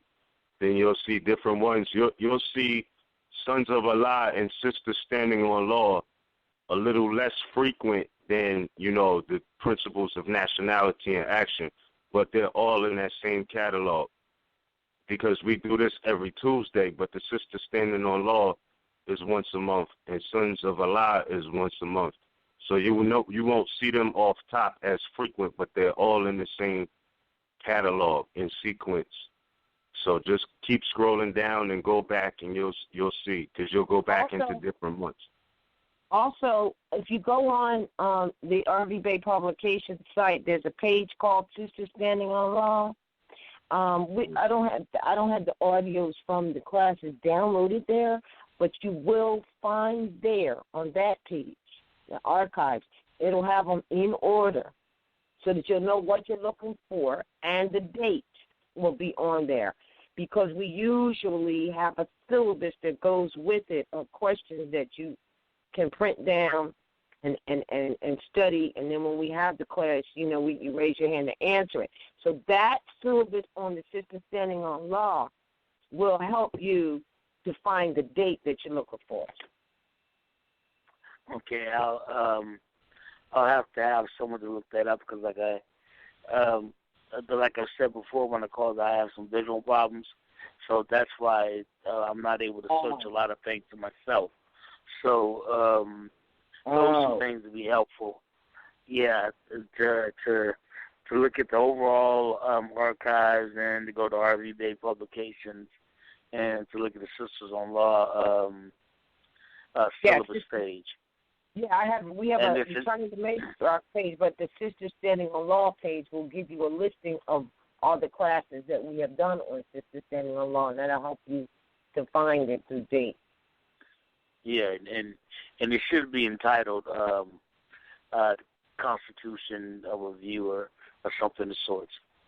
So, actually, yeah, I think we started it, and do you remember the date that because it took us 13 months actually to do it because we did the 7 articles, one by one for the most part, and the 10 Bill of Rights. And 11 actually we did, I think, or up to 13 we did. So that whole thing is a year. And we're actually thinking about putting it on an audio CD and packaging it up. But yeah, so it'll go back. It'll go back. I don't know, when was the first one, Annie? It's been a minute now. January something was the first. Geez, I'm not sure. I would have to actually go and look at the Sisters Standing on Law syllabus. Oh, okay. All right, no problem. Because the first one we did an introduction on the intent and purpose of going over it, and then we went into it one by one. And that was an interesting one as well.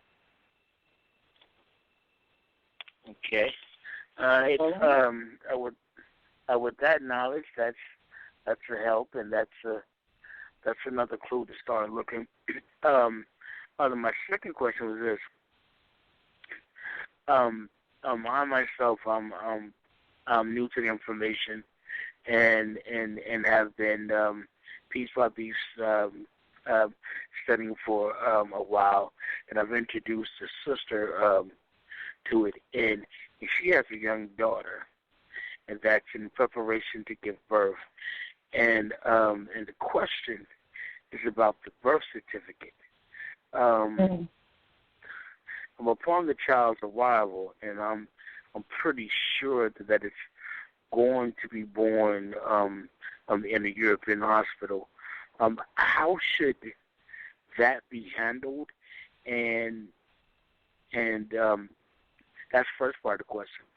Second part of the question, if she should give the baby an appellation, a first name appellation, and then including a Moorish title, a Bey or an Il, would that stand as a proclamation of nationality upon the mother's naming? For the newborn baby, appellation? For the newborn baby, see, listen, in law, the condition of the mother is the condition of the child. So essentially, if women were in their proper status, they wouldn't even really need to have anything for the child that makes that proclamation. Not really, because whatever the condition of the mother is, it's an automatic. That's in international law, nature's law. The condition of the mother determines the condition of the child. That is just law. So as far as the birth certificate, erase that out of the mind. You don't want to get that at all. The record is what's done. It's a birth record. Now, we used to keep the records of birth in the back of the a Bible or something like that, and it is still to this day considered lawful record. All right? So what that means is You're just looking at something that is a record of birth, not a birth certificate. That has to come completely out of our mouths. And when asked for a birth certificate, you know that you will be producing a record of birth, not a birth certificate, because it really is an instrument that is proof of human trafficking, and you're not going to touch that. It's toxic, the whole idea of it. So this is what the sisters will have to be going into, to the point where it won't even be necessary for us to create a birth record for them, although that's something that we will be discussing June 8th, 15th, and the 22nd. We've got 3 weeks where we're going to be dealing with the family and the so-called family service programs, and all of these things that you're talking about at birth will be discussed. I will say this, though, and this will help a lot. It's on both the Sisters Standing on Law page, I believe at the bottom or maybe near the top, and it's on the Return of the Matriarch page. And it is a recording of a broadcast we did with the brother Fontes, and he shared with the family exactly what they did in reference to preparing ahead of time the institution, the hospital institution, to be aware that they would not be indulging in any of those things, so don't even ask us. That audio will help a lot from what you're asking. You want to listen to that. And it's on the Sisters Standing on Law page. It's on the Sisters Standing on Law, and it's on the Return of the Matriarch page. It'll be, what you do is see that the website has, of course, like any website, a side navigation for different pages. But we also added what we call a top navigation that kind of bullets certain things, so you can hit that and it'll go straight to it on the page. And that's on there. So you look across the top of the page. All right. Thank you so much. You're welcome. Again, I want to send all the love and all the energy I can out to you guys and the rest of the family across the world. And the next time you speak to the warrior on the streets is what I call him. I'm speaking of the Grand Sheik, RVBey. You tell him that the brothers have really appreciated his lessons that we've been able to find on the YouTube, as well as the lessons that you guys have been putting out, and just keep up the good work. Thank you for taking my call. All right. Yes, and I yield the floor. Islam, thank you. Islam. All right. Oh. All right. This is the last caller 317-646. You're live on the air. Please state your appellation at Northwest Mexico. Peace and love. Peace and love. Peace. Love. Yes. I am Alia RVBey calling from Northwest Mexico. And I have a couple of comments, questions that I need clarification on. Back to the brother from earlier, he was stating that people's concepts, really need to change. When he gave the example of seeing the, cherries and berries flashing on you, you should get excited.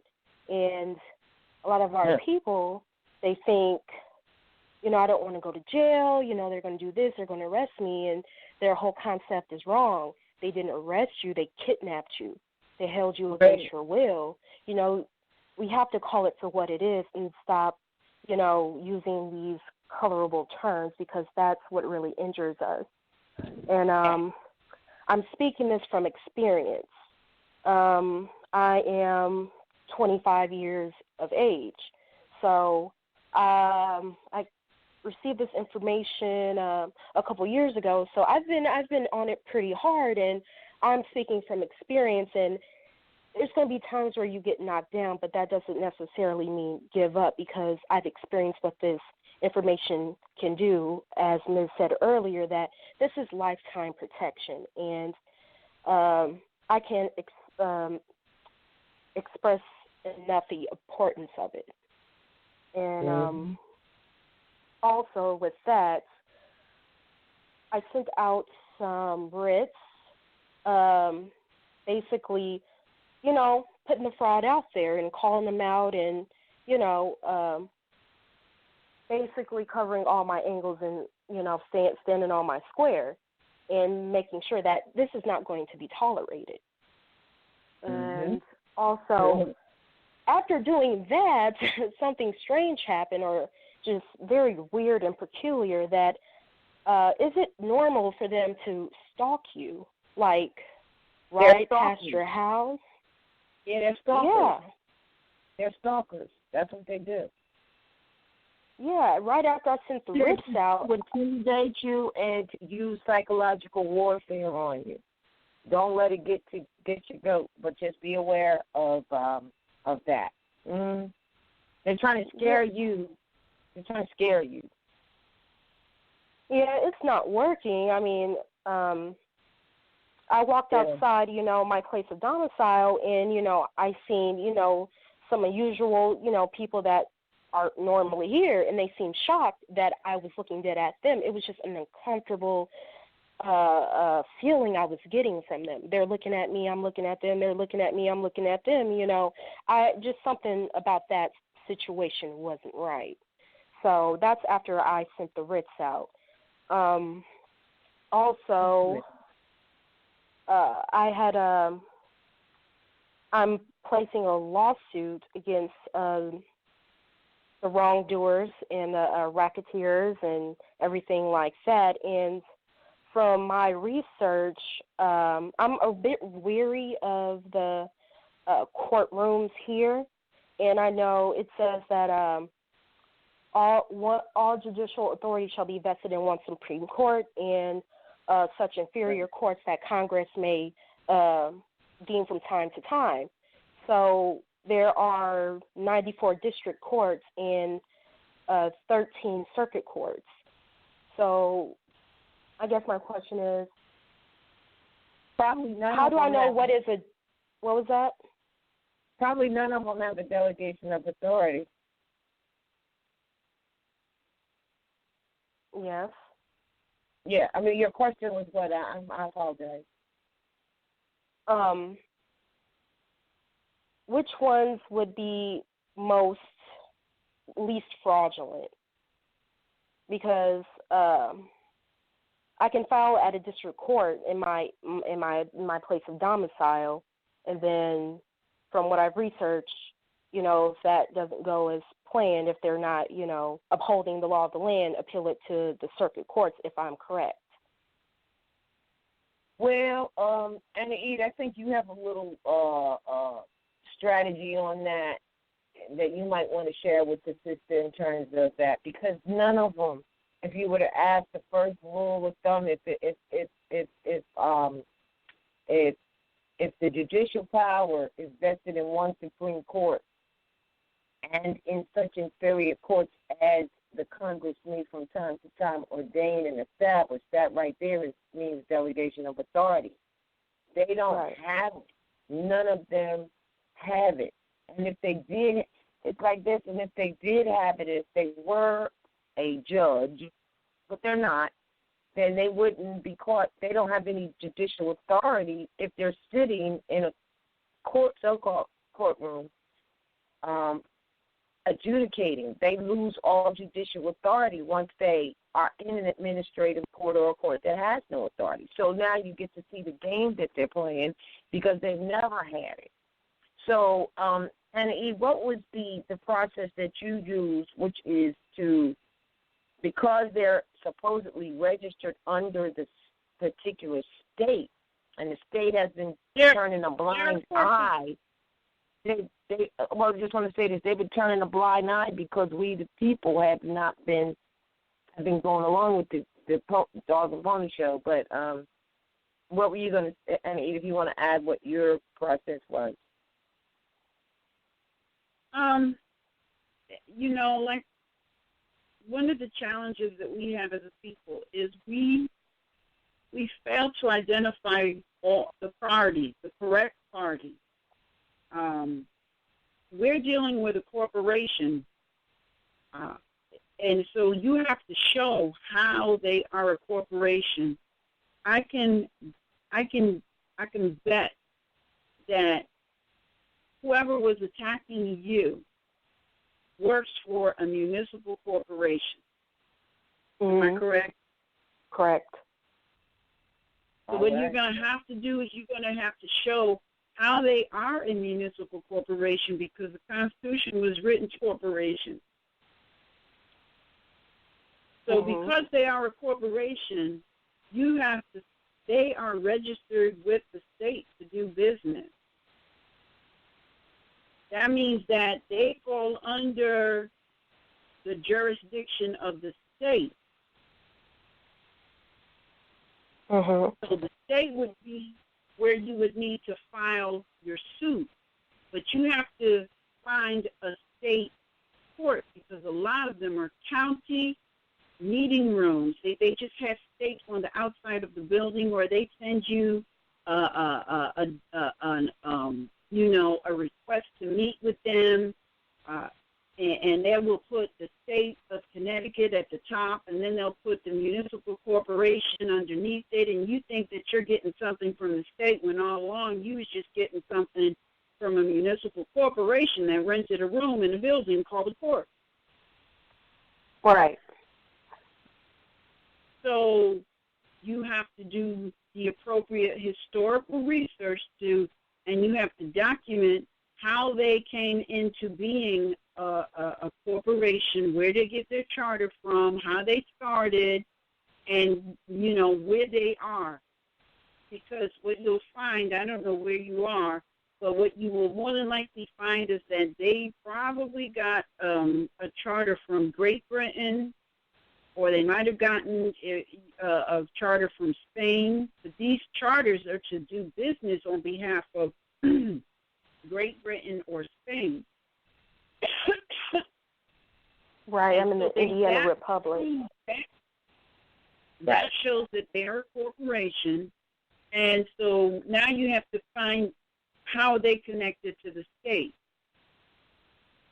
because the states have the authority to hire them as contractors, and that was pointed out in the Ross class action with North Carolina. They flat out said that these municipal corporations, they're contractors, they're not agencies of the state. Right, they're just security guards. Right, but you have to show how that is, how they are a security guard. Actually, they are a security guard, but you have to draw out how that is, and you have to draw out, or rather, you have to tell your story in a way where if somebody on the other side of the world got your writ, they would know exactly what was going on. Right.